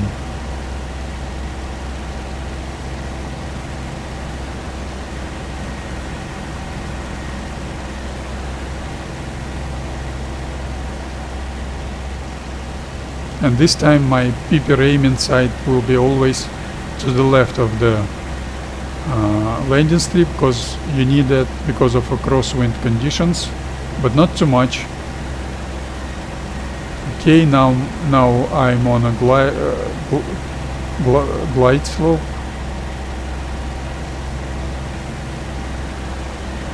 Center line. I'm overshooting a little bit. Undershooting, okay. Perfect. No undershooting, neither overshooting. Do touchdown. Reduce vertical speed. Retard the throttle.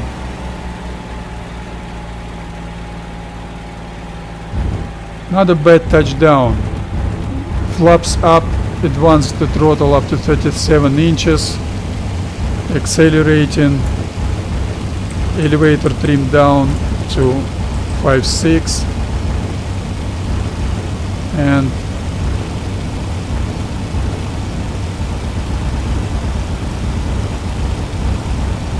beautiful takeoff. Wheels up.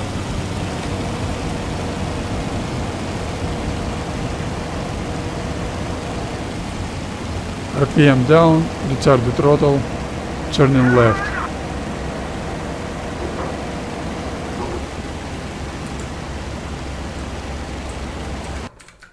And here you go.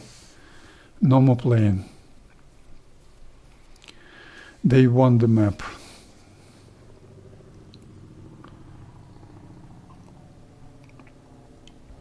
P-40 is a regular. You've got almost on on each map P-40 on this server.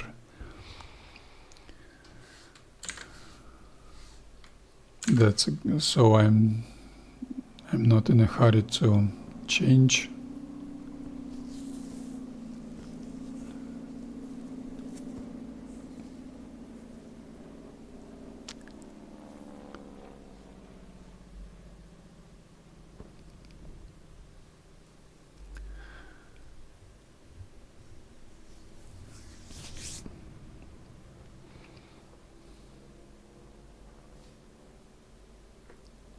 Anyway, I did a quite a good practice of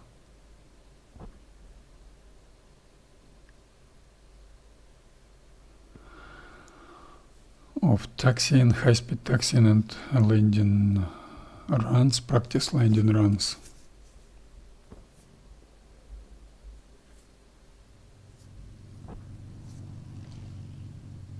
What happened? My games glitched. Should I restart my game? Yeah, definitely.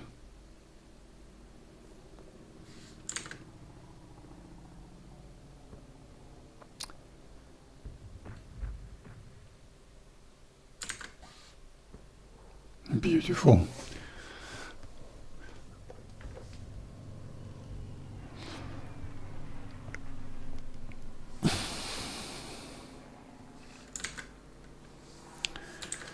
Oh, I apologize for that. I should restart my game probably. Something isn't right with this server. This game is a real garbage. Real garbage. 12 years this game.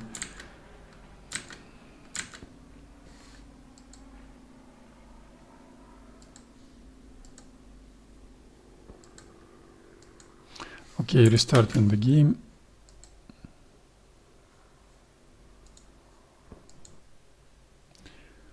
Sorry for that.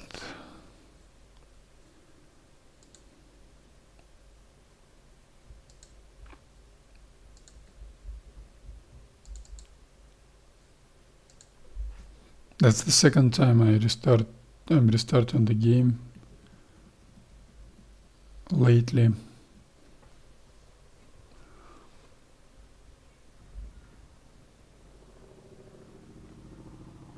Yesterday or today I was doing that already 2 times. Third time actually. That's the third time I restarted the game.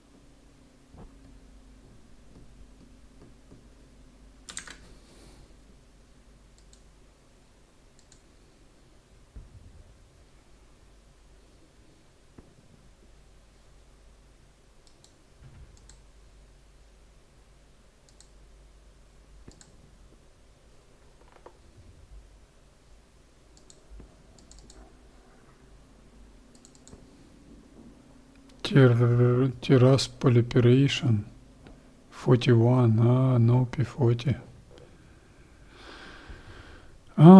This is Odessa map.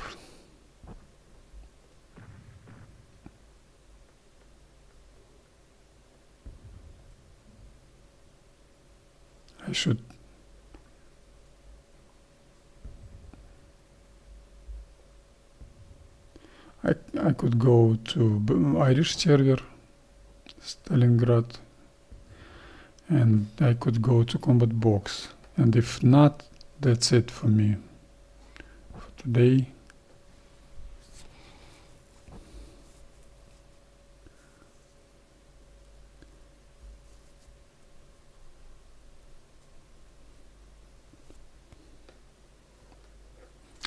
I could go Steelskies even, because crosswind landing I don't need it actually.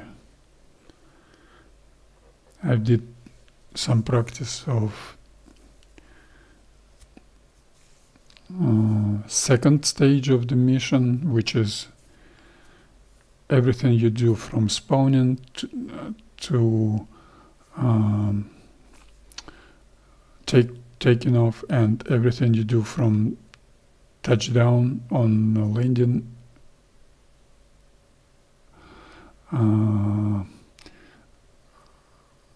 up to respawning or disconnecting from server. In the end of the mission, that's taxiing, accelerating on takeoff, rolling to start position, accelerating on takeoff, practice landing runs after touchdown.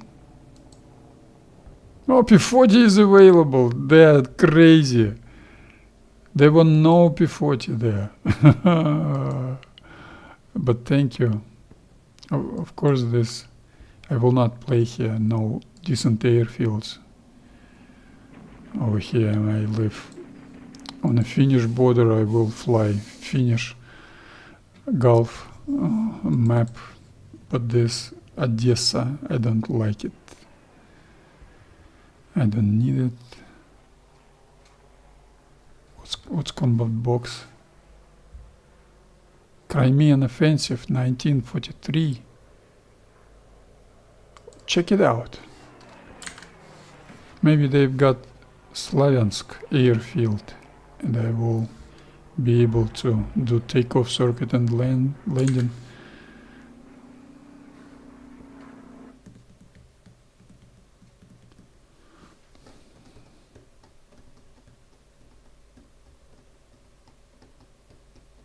Or maybe I should stop playing, maybe I should go.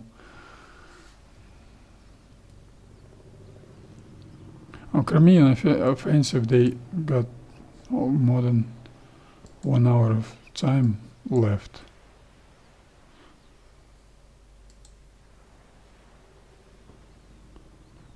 Light wind from the south. Interesting. light winds from the south, and Slavyanskaya is not so far. Could I get there? Should I spend my time to do that? I should, I guess I should. Not RAF, bleep RAF, United States Army Air Force. Sorry for swearing. That was... Anyway, I couldn't do more, but first touchdown was beautiful. I like my P-40. P-40 is good for me. Touchdowns are not bad. And awful touchdowns. Should I do that? I shouldn't. I could go to Steelskies and start.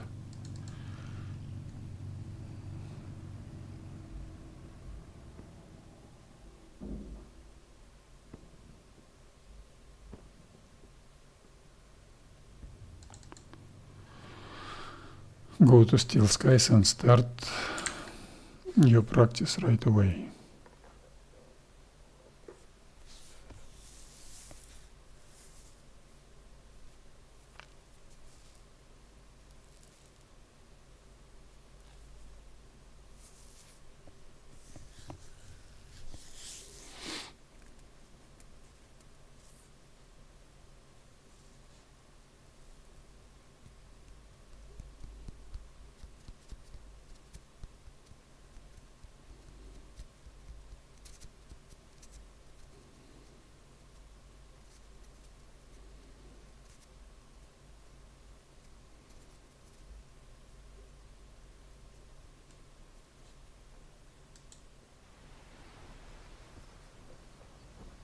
What's up?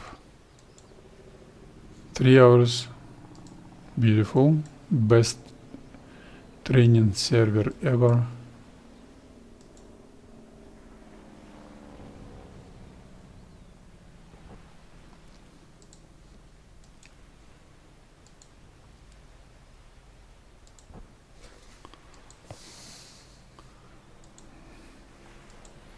Start. Let's do some takeoff, circuit and landing.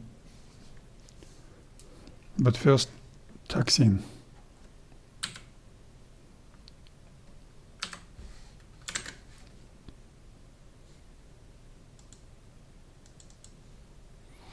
Track IR check. Checked.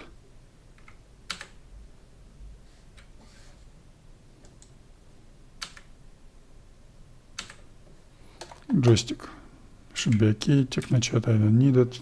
RPM forward. Trims neutral.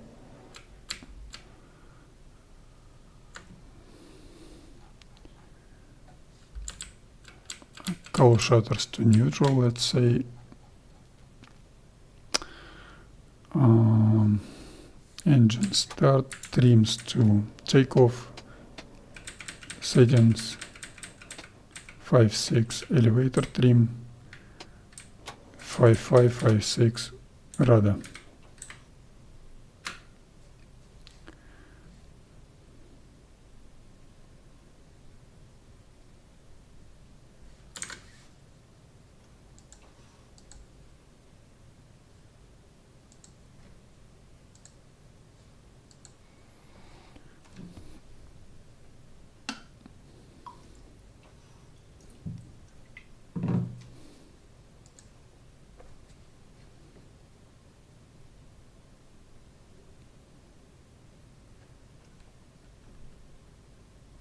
Batteries on, lights on. Game does engine start for yourself.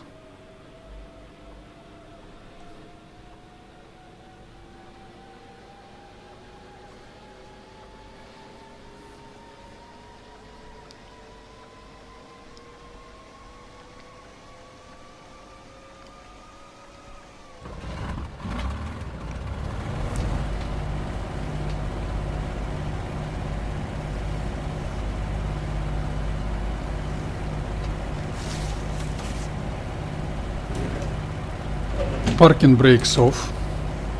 more than 1500 RPM to start moving. She starts rolling, retard the throttle right away, turn left, no brakes taxiing, no brakes turning, steering only with your rudder. Prop wash gives you rudder steering.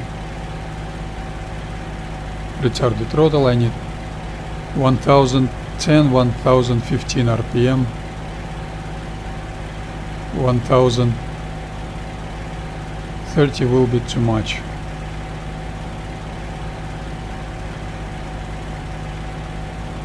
(1010) RPM set, and no crosswind. Asphalt tarmac taxiing begins. Very gentle right rudder, because grip is much higher on such type of surface. You need much less rudder input. You should be much more gentle than on sandy surface.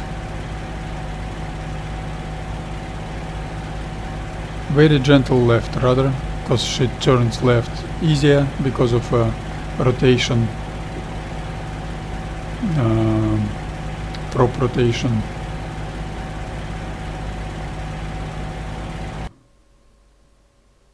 Oh, game has crashed. No servers. Maybe my stream, I will watch. Gimpel has got SBD. I've got no internet. Sorry for that. Sorry for that.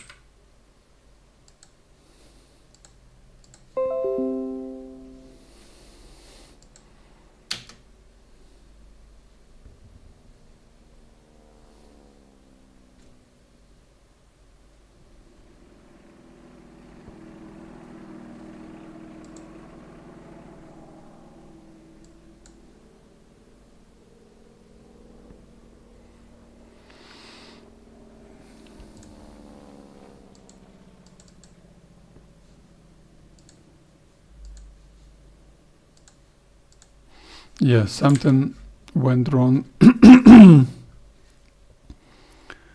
on, yeah, probably that was internet. My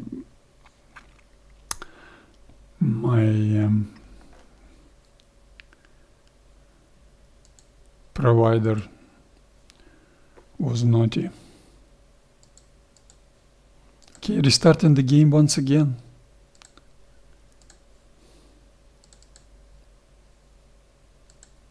And that's the fourth time I need to restart the game today, or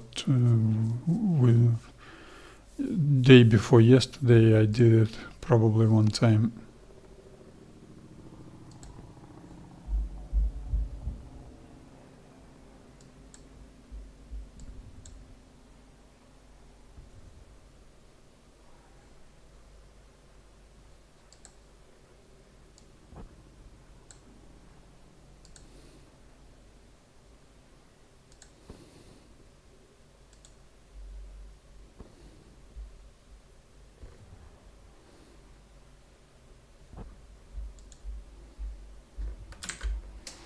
I hope stream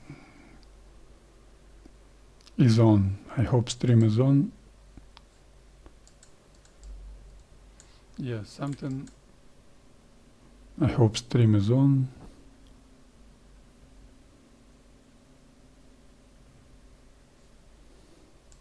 I'm restarting.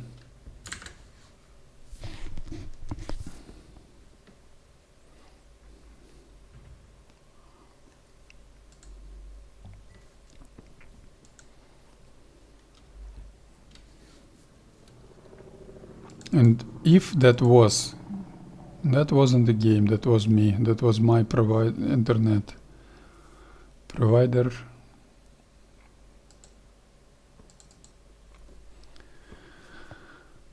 Someone didn't want me to waste another hour and a half, but I would like to do that because I know next time I will be able to play P-40s 2 weeks later.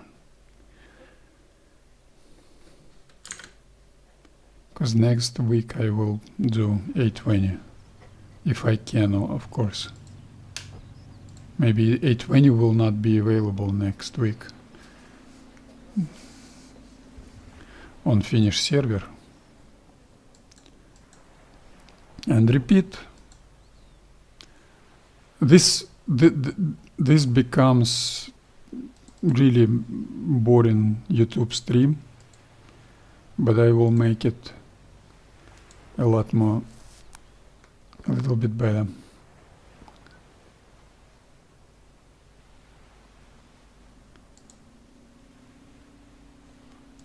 Let's start.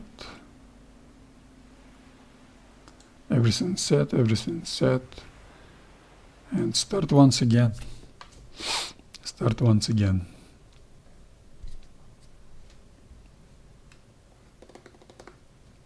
Nothing will stop me from operational readiness training routine. I like it very much. Immense boredom of that routine is absolutely not boring for me.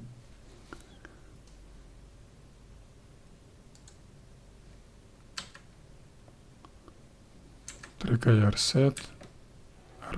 No technochat needed. RPM forward. Trims first to neutral, then to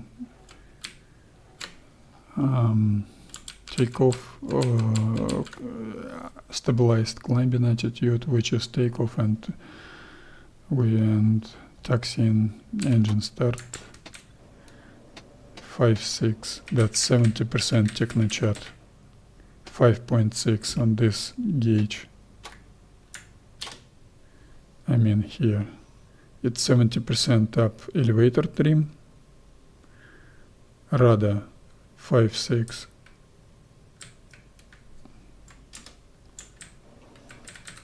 That's 34-35% radar trim. And ailerons will not work right now because no battery isn't switched on. And even when I will switch on my electric power right now, I need 0 ailerons, because it's standard on climbing. It's 0 ailerons.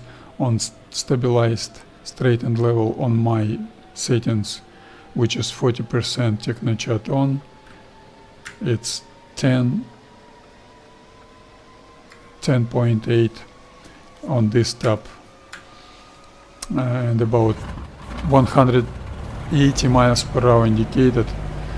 That's first on a high, on 100% fuel.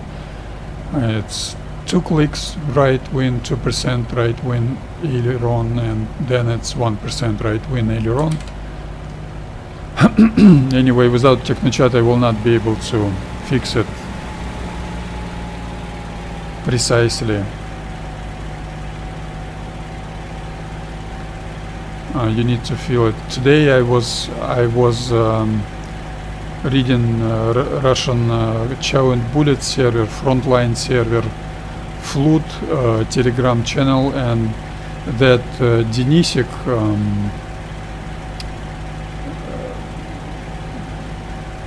I will not curse, I will not say any bad things about him. He's a garbage person. For example, when SG2 squad was taxiing before takeoff, he was swearing on them and saying, do cross-field takeoffs, do not taxi, and so on. And he does a lot of Russian swearing, and he's a garbage person and a garbage player. He's very capable, very experienced. He pays his own money for Chow and Bullet server development, for server rent, for everything. He's a real life pilot, but I would dearly love to play with such guys, but he's garbage person, dirty. I don't like such people. And he was he wrote about me, I'm not able to play without Technochat. This is completely false statement. I could say a lot more in Russian, and I would say it to him when we meet on some TeamSpeak or Discord voice channel. He definitely deserves negative words, but this is completely false statement, because my gaming is much more realistic than other guys' gaming. And even when I was using Technochat, I was using it only to watch elevator trim, because inside the cockpit or inside simulator with very realistic control devices, you got tactile feel with your hand how much you move track IR. And this beautiful airplane in the end of 30s in 20th century, those who designed this airplane, they did clicks on those trim tabs, so pilot could feel with his hand or her hand, if pilot is a woman, could feel tactile feeling. There was tactile feeling of how much you change your trim settings with clicks. Even when you do not see it, you do not hear it, you could get tactile feeling. And this is obvious. Real life pilots should know that, but that Denisik, he's such a garbage person. He was angry, maybe upset by me. I said Chow and Bullets or frontline server is the same tactic like tactical air war. It's the same actually. They switch off server, and that's why he throw that dirt into me. But that is completely completely false statement. And the other guy who was writing bad things about me, that SG2 Spilzo, I don't know how that fucking faggot, what is his nickname. I remember I have it on my streams. I was doing one-on-one dogfighting with Matelets guy, who was toxic once again, and I've suggested that duel one-on-one dogfighting, and he was nowhere. Absolutely incompetent fighter pilot, and that fucking faggot Spilz, he breached all culture of gaming and all respect for other players, and he interfered into our one-on-one dogfighting, and he couldn't do anything. He is a very weak and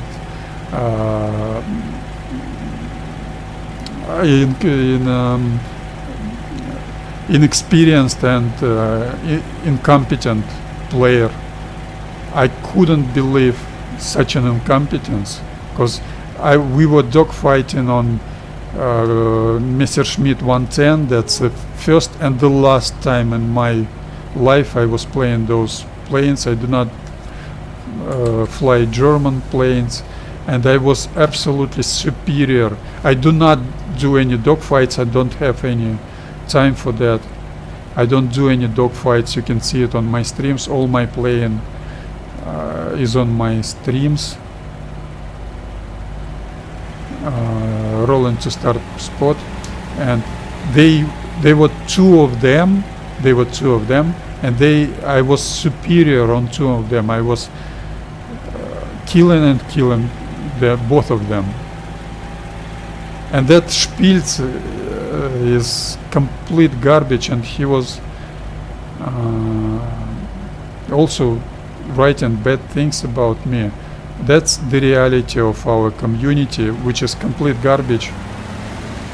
I don't mind if, for example, Vix or I don't know, Marat or Pamor or some other, I don't know, one-on-one air combat maneuver dogfight players would say something about me. They do not say that about anyone. Those guys are strong, they capable, they good players, they are a good example for anyone, but they don't do toxic behavior. They never do that. And weak guys, they always do such a toxic behavior. By the way, Denisek is a very capable, very strong fighter pilot player, but he is a garbage person in general. He always do a lot of Russian swearing. But what I'm saying about that was completely false statement to say something about me. I do not understand something. Players who do not understand the value of formation flying, who not able to enjoy this game like, for example, I do, or some other players do enjoy this game. They got tendency for that toxic behavior. By the way, I should turn. I shouldn't do the full procedure of full circle. I ain't got no time for that. So that's why I fly alone. Not only I don't have any players to play with in a more realistic way. Those Schweins, those garbage players, those dirty pigs, they throw dirt into you even though your flying is much more realistic than their flying. So this is reality, harsh reality of our miserable community. That's why my plane is set for group flying. I do everything for comfortable group flying, but I will never fly with someone because I've got no one to fly with. Okay. It's 10-8. I'm struggling a little bit to set up 10-8 and retard the throttle. 330.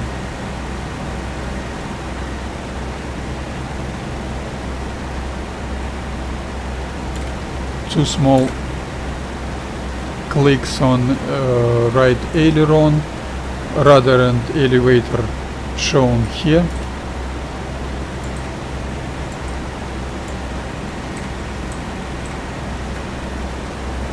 And that should be okay.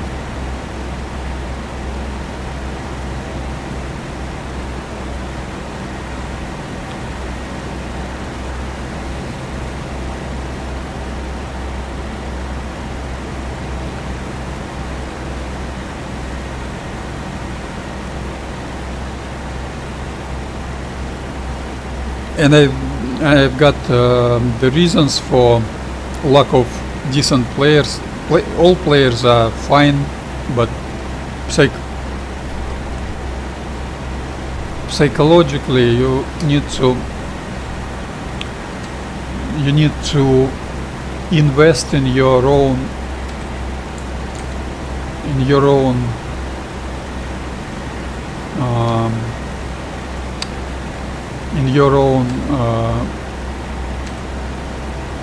habits and your own gaming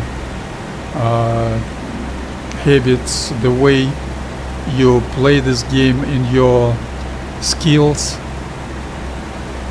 You should invest times and efforts into that.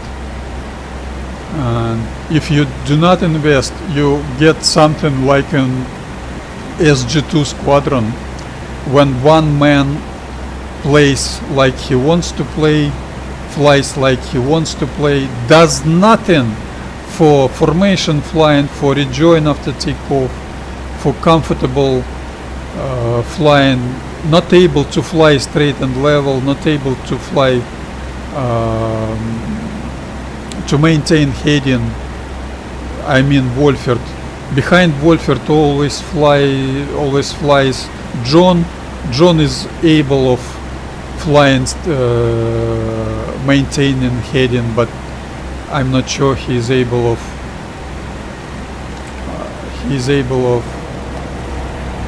do stabilized attitude flying. I don't know, but I saw he was doing that, so let's assume he is able of doing that.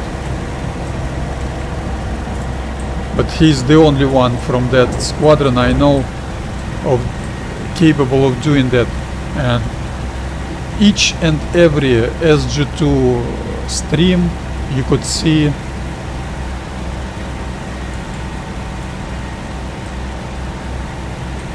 they don't do well in terms of formation flying. Sometimes they don't do rejoin after takeoff. When they strafe or bomb some ground target, they've got zero order, they've got no unit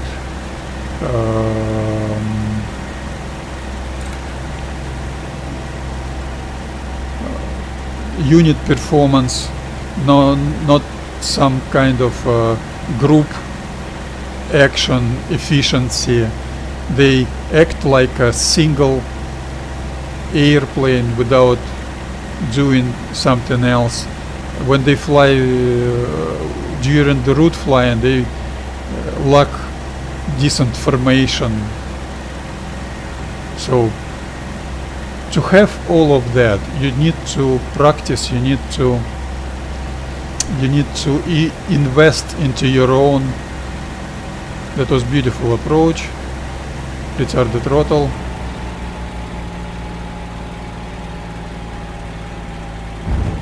And much better touchdown right away. Advance the throttle, flaps up 37 inches. Elevator trim up.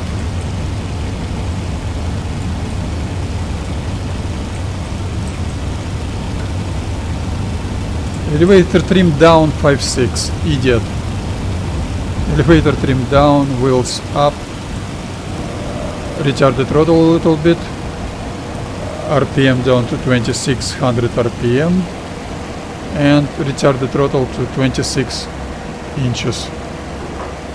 This is it.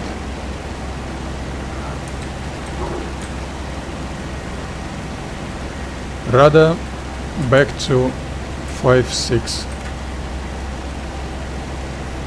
When it's 1060 heading, I will level up. I will go climb straight for 17-18 seconds. So you should invest into your own skills, and to do that, that's not an easy thing to do. And all of my flying with standard streams, with standard what's wrong? why my vertical speed wasn't... that was...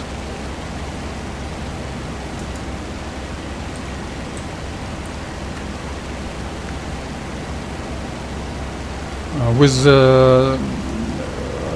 that faggot Spilz, he was laughing on me. I was using not too much airspeed.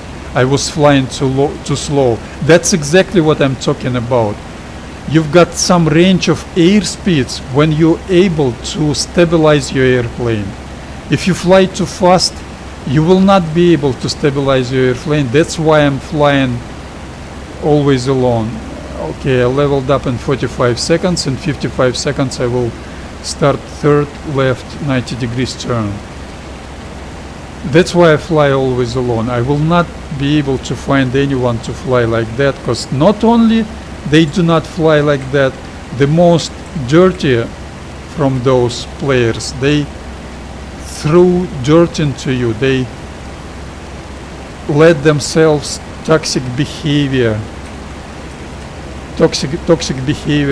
they make fun of you. Something isn't right.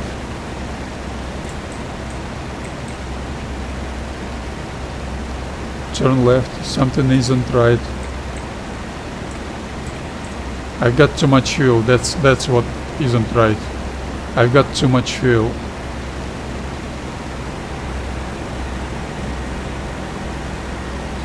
I've got too much fuel. I'm not familiar with... Motherfucker.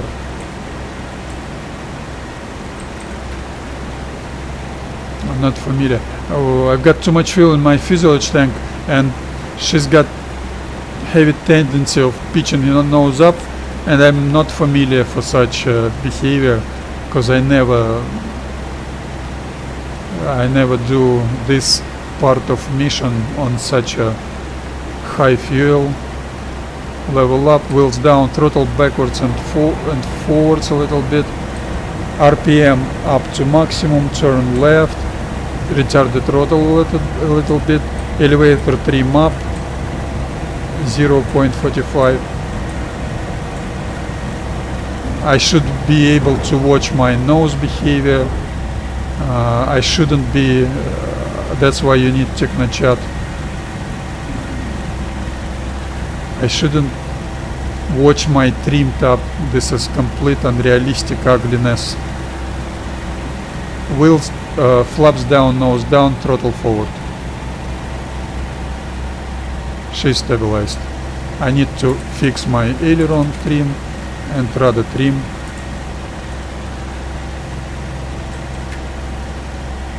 I'm overshooting. This time I'm overshooting. But this transition into final approach, wheels down, flaps down, stabilized final approach is much better than previous day before yesterday practice session. And that was so simple. Cut the throttle 0.9 seconds earlier, 1 second earlier. I'm undershooting right now. I'm undershooting. Cut the throttle. I've cut the throttle too late because I was undershooting. I was undershooting because I had overshooting, and I've reduced power, and that was... I don't need to watch my trim tab, you stupid idiots. I need to feel it with a tactile feeling. They could do that with some half transparent rays circling, maybe color, some, I don't know, some graphics which would simulate tactile feeling of some lever of some tab or some of anything you move. inside cockpit, they could do that. But TechnoChat message is the only way to maintain visual control of your airplane behavior and fine-tuning some I leveled up in 20 seconds. In 37 seconds I will proceed with turning left. So that's why you need precise TechnoChat. And anyway, I do not use TechnoChat right now. And even when I was using TechnoChat, my plane was the most realistic plane, much more realistic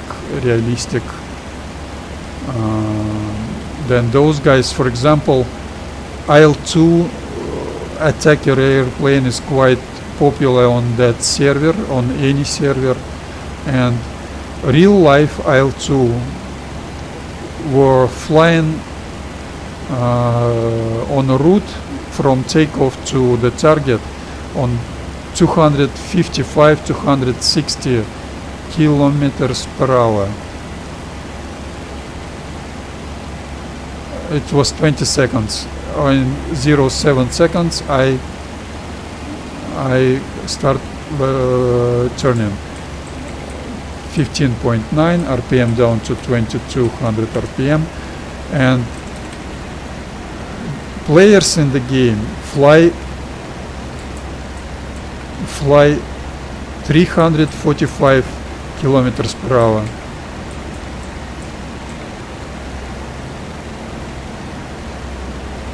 They just psychologically they are not able of slowing down, and not even they will not play in 300 kilometers per hour in more than 270 kilometers 75 kilometers per hour. You wouldn't be able to stabilize your Il-2. In no circumstances you will be able to do that. So you will need to constantly stick forwards and backwards, or to move elevator trim forwards and backwards, and that will cause horrible pilot's fatigue, and anyway will not let you to have any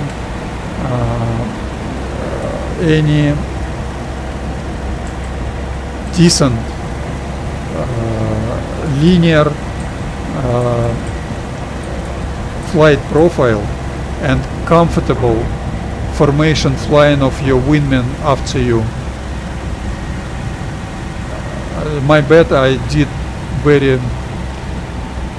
big negative vertical speed once again, because I was watching that ugly trim top snap view.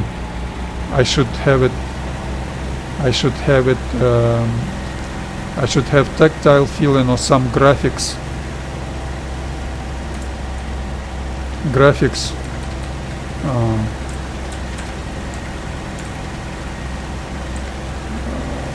allowing me to know where is my trim top, and I'm overshooting, but I will do that. I was too close. I will do that touchdown.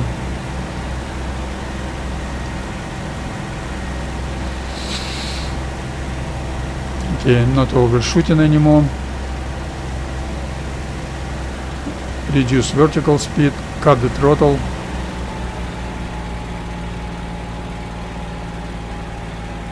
Beautiful touchdown, exceptional. Advance the throttle, wheel flaps up, reduce elevator trim to 5.6 once again, and accelerate.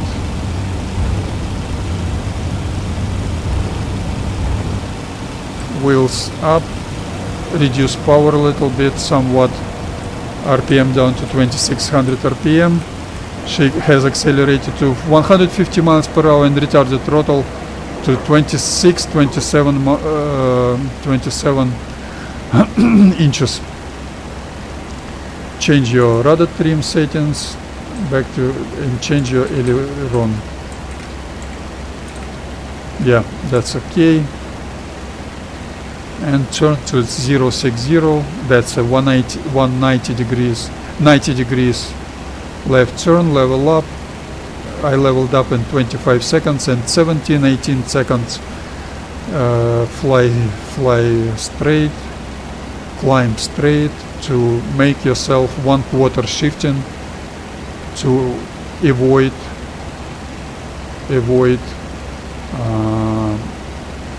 left error on final approach. Proceed with your left turning. Today's operational readiness practice session is much better than day before yesterday. I'm gaining skills. I like it. I had excessive power. P-40 wasn't stabilized. 330 leveling up in 25 seconds once again. So that means in 12 seconds I will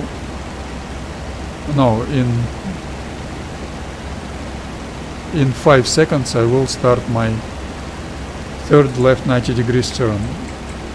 Elevator trim down to 15.9, RPM down to 2200 RPM, rudder trim to 7, elevator down to 14.5, turn left 13.2, 12.0, 10.8.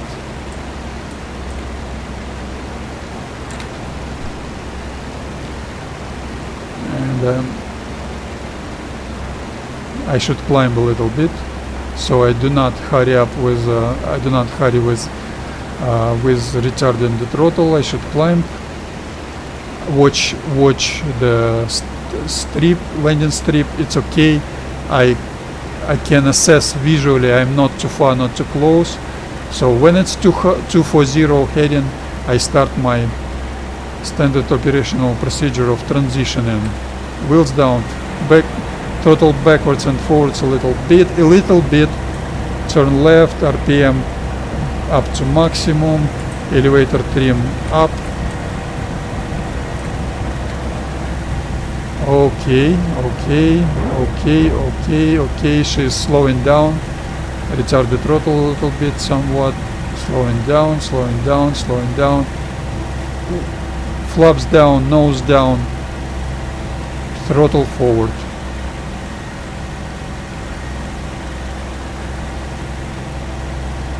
I'm overshooting, I guess. Yes, I'm overshooting. I was too close some reason. I had too much power. I'm overshooting, so I reduce power.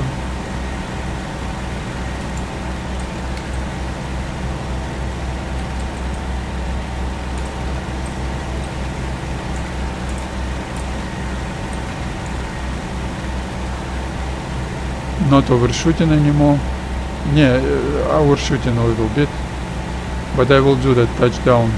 I had too much power and I was too close.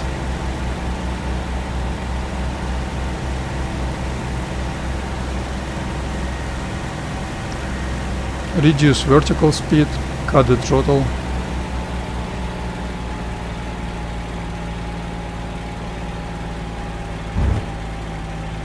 Bad touchdown, but advance the throttle up to 37 inches. Wheels flaps up, elevator trim down to 5.6.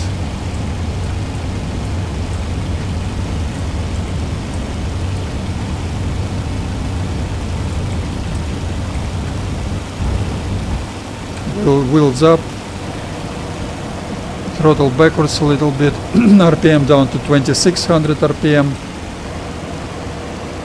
and retard the throttle to 26 inches when her airspeed is 150 miles per hour indicated. Change your radar settings up back to 5.6, aileron back to 0.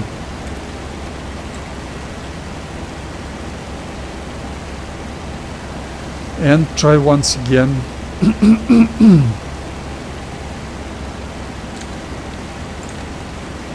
Oh, I've missed the 060. Let's assume that was 35 seconds when I should do that. Okay, in 52 seconds, can proceed with your left turn.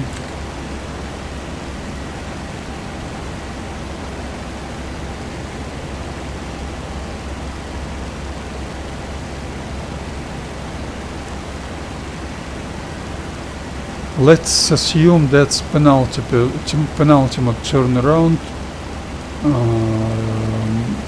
So takeoff, circuit and land. I will do one touchdown and then climbing, and then I will do actual landing, taxiing, and that's it for today. Tomorrow I hope I will be able to do a 20 stream, Russian commentary stream. It was 40 seconds when I leveled up. In 20 seconds I will continue turning, but I guess I will not be able to do that, and I would like to do diplomacy stream later this evening.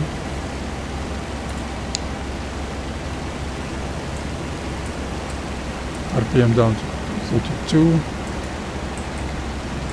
14.5, throttle 7, turn left, radar 7, 13.2, 12.0,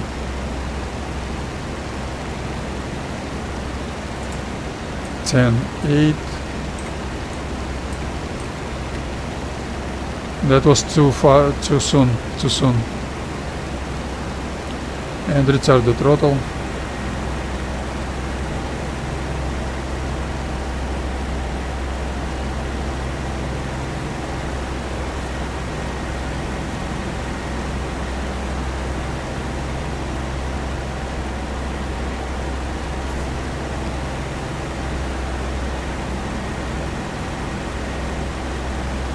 Two for 0, level up, wheels down, throttle backwards and forwards a little bit, RPM to maximum,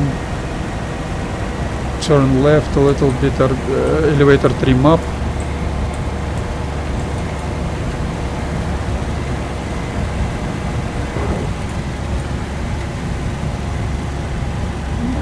had excessive power. Once again I had excessive power. Once again the same mistake. Flaps down, nose down, throttle forward.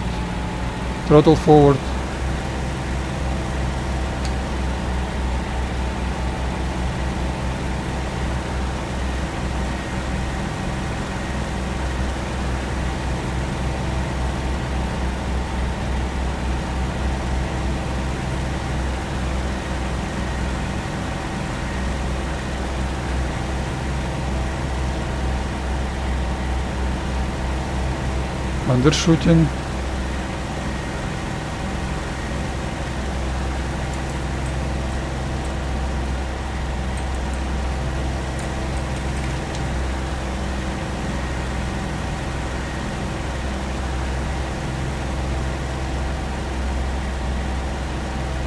Perfect approach. Let's make it good touchdown. Undershooting actually. Reduce vertical speed, cut the throttle.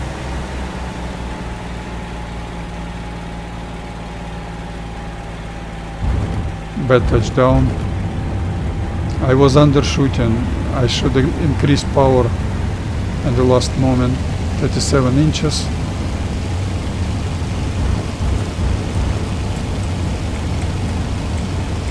.56 elevator trim.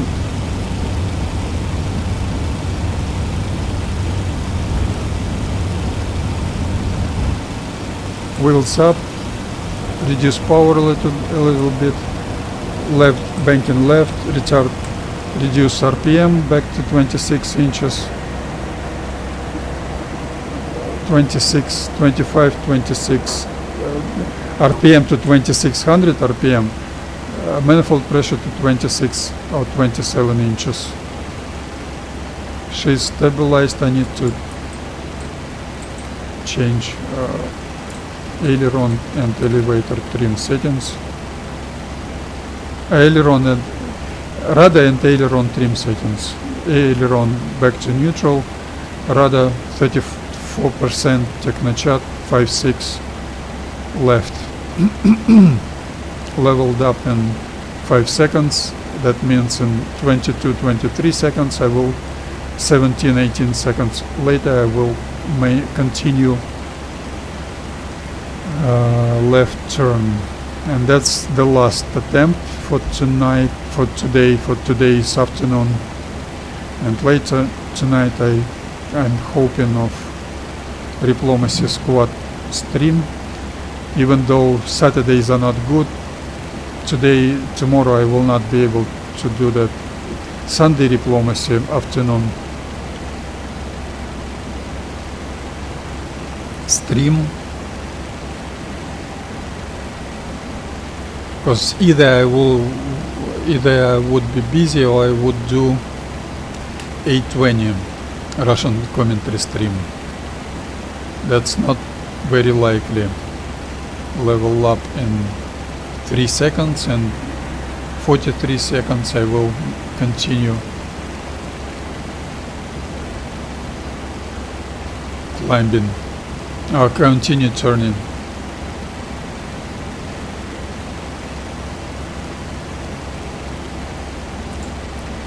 .9 RPM, 2200 RPM, rudder 7, aileron elevator 14.5. That was too much, too late, too much too soon.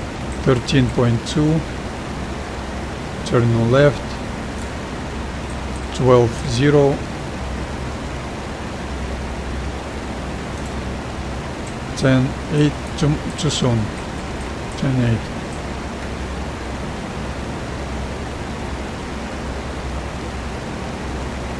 And I should climb a little bit, 100 feet, and retard the throttle. I'm too close, I should do that earlier. 5 degrees earlier, level up. Wheels down, throttle backwards and forwards a little bit, RPM up. Watch your vertical speed, elevator trim up.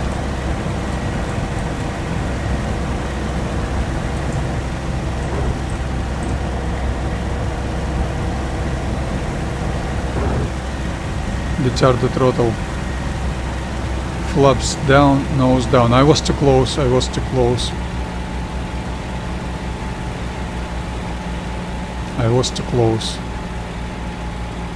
This time I was too close. I'm overshooting as hell.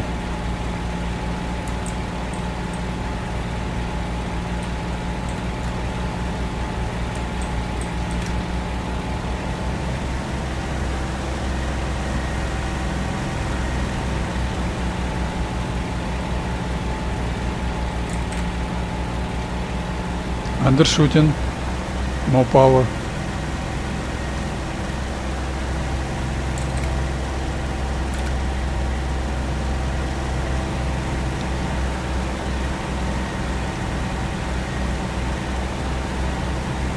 Reduce vertical speed, cut the throttle. Very bad touchdown.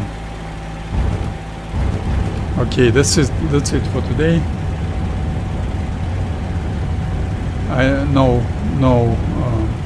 No brakes needed with no crosswind conditions. I'm quite comfortable. Touchdowns were not good. Maybe I've tired.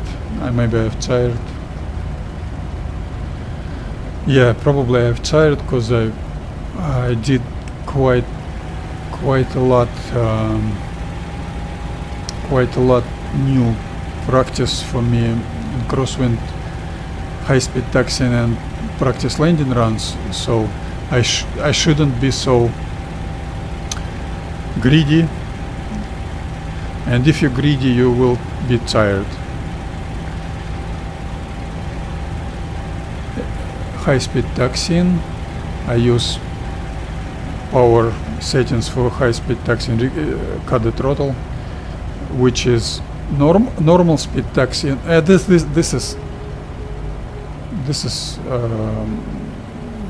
is ground loop, my mistake. That's me. I've tired, and once again my head is some reason moved up right now. That's why your perception, your visual assessment changed, and you've got yourself, why the bleep my head is so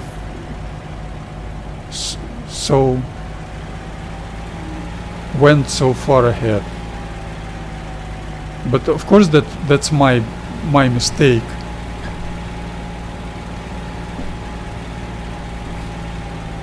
I did sudden move of my head. I rocked my head very sudden, and this ugly fucking game get me my head back to my position, back where it should be. That circling was caused by that head movement, head center position change in the game, and then I'm not the only user who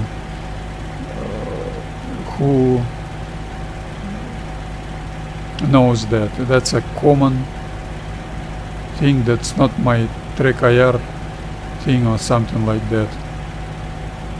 But anyway, of course, that ground loop was my mistake. I should avoid it, no, in any circumstances.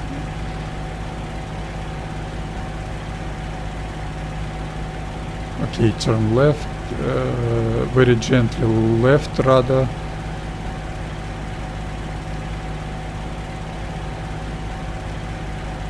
Gentle right, rather in. I don't want to watch my rudder pedals. Decent taxiing speed. Grip is very high on such type of surface. Rolling drag is too low.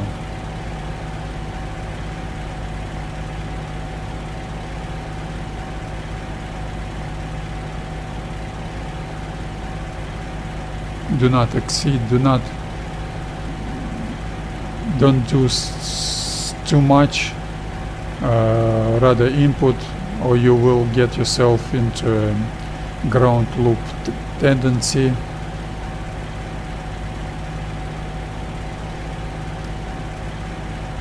I'm comfortably taxiing without using brakes, and I do decent S-turning without using brakes.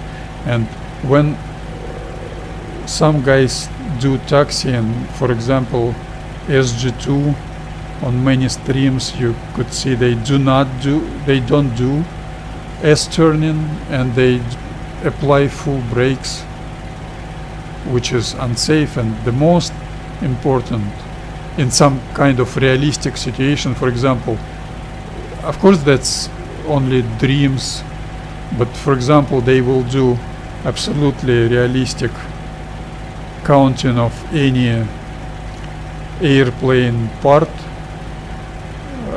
engine mileage, wear of tires, wear of everything, and those parts, for example, engine parts mileage would count on server. They count how many tanks you've destroyed, how many vehicles you've destroyed, how many buildings you've destroyed. They should count how many engines you've used for that.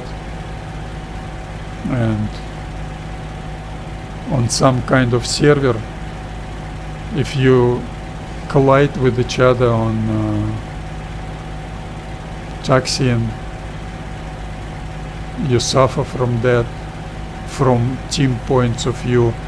On some server they wouldn't have such outdated parking places, because all parking places in combat situation would be located in those trees, and you would need to do some sandy surface taxiing, then asphalt tarmac taxiing, and that taxiing would be very, very long to assemble 6-12 airplanes group. So taxiing would be, should be very important. And those guys who use absolutely unrealistic undeveloped taxiing physics in this game, without wheels blocking, without patches of wet, muddy surface. For example, under your left wheel is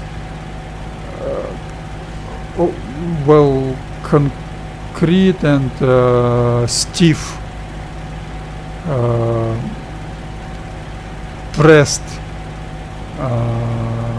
tarmac of soil, pressed soil, and under your right wheel is 2-3 inches of sand, dry sand from Stalingrad vast plains. That's desert, actually, desert sand. And you apply brakes, not differential brakes, but the same brakes, because you've got no idea what is underneath your left and right wing. You apply those brakes to prevent her from rotating left or right, and that rotation is only increased because you've got different grip underneath your different grip on your left and on your right wheel. You apply those brakes and you brake your undercarriage. That was circling attempt, my bad. I have exceeded. That was my mistake. That was absolutely my mistake. You apply those brakes in more realistic taxiing physics, and you get undercarriage damaged a little bit, and the next event is strafing over the target, and some HE round exploded next to you. Wouldn't destroy your undercarriage right leg if you didn't do that harm on taxiing. And in your case, it had destroyed. It did destroy it. You do normal, beautiful touchdown, beautiful landing, and you've got your undercarriage broken. You destroy your airplane, you injure or kill pilot. That's how bad it is. We do this in combat, in strafing, in dogfighting. We do all that counting. Why shouldn't we count that on taxiing, on landing, on practice landing, on actual landing runs? We should do all that. Once again, I've touched that tent. That tent is concrete. You're not able to do 10 touching, and this is it for tonight. Thank you all who might watch this or might watch this later. That was not ideal, of course, performance from my side, but very good practice for me. I will continue maybe 2 weeks later, and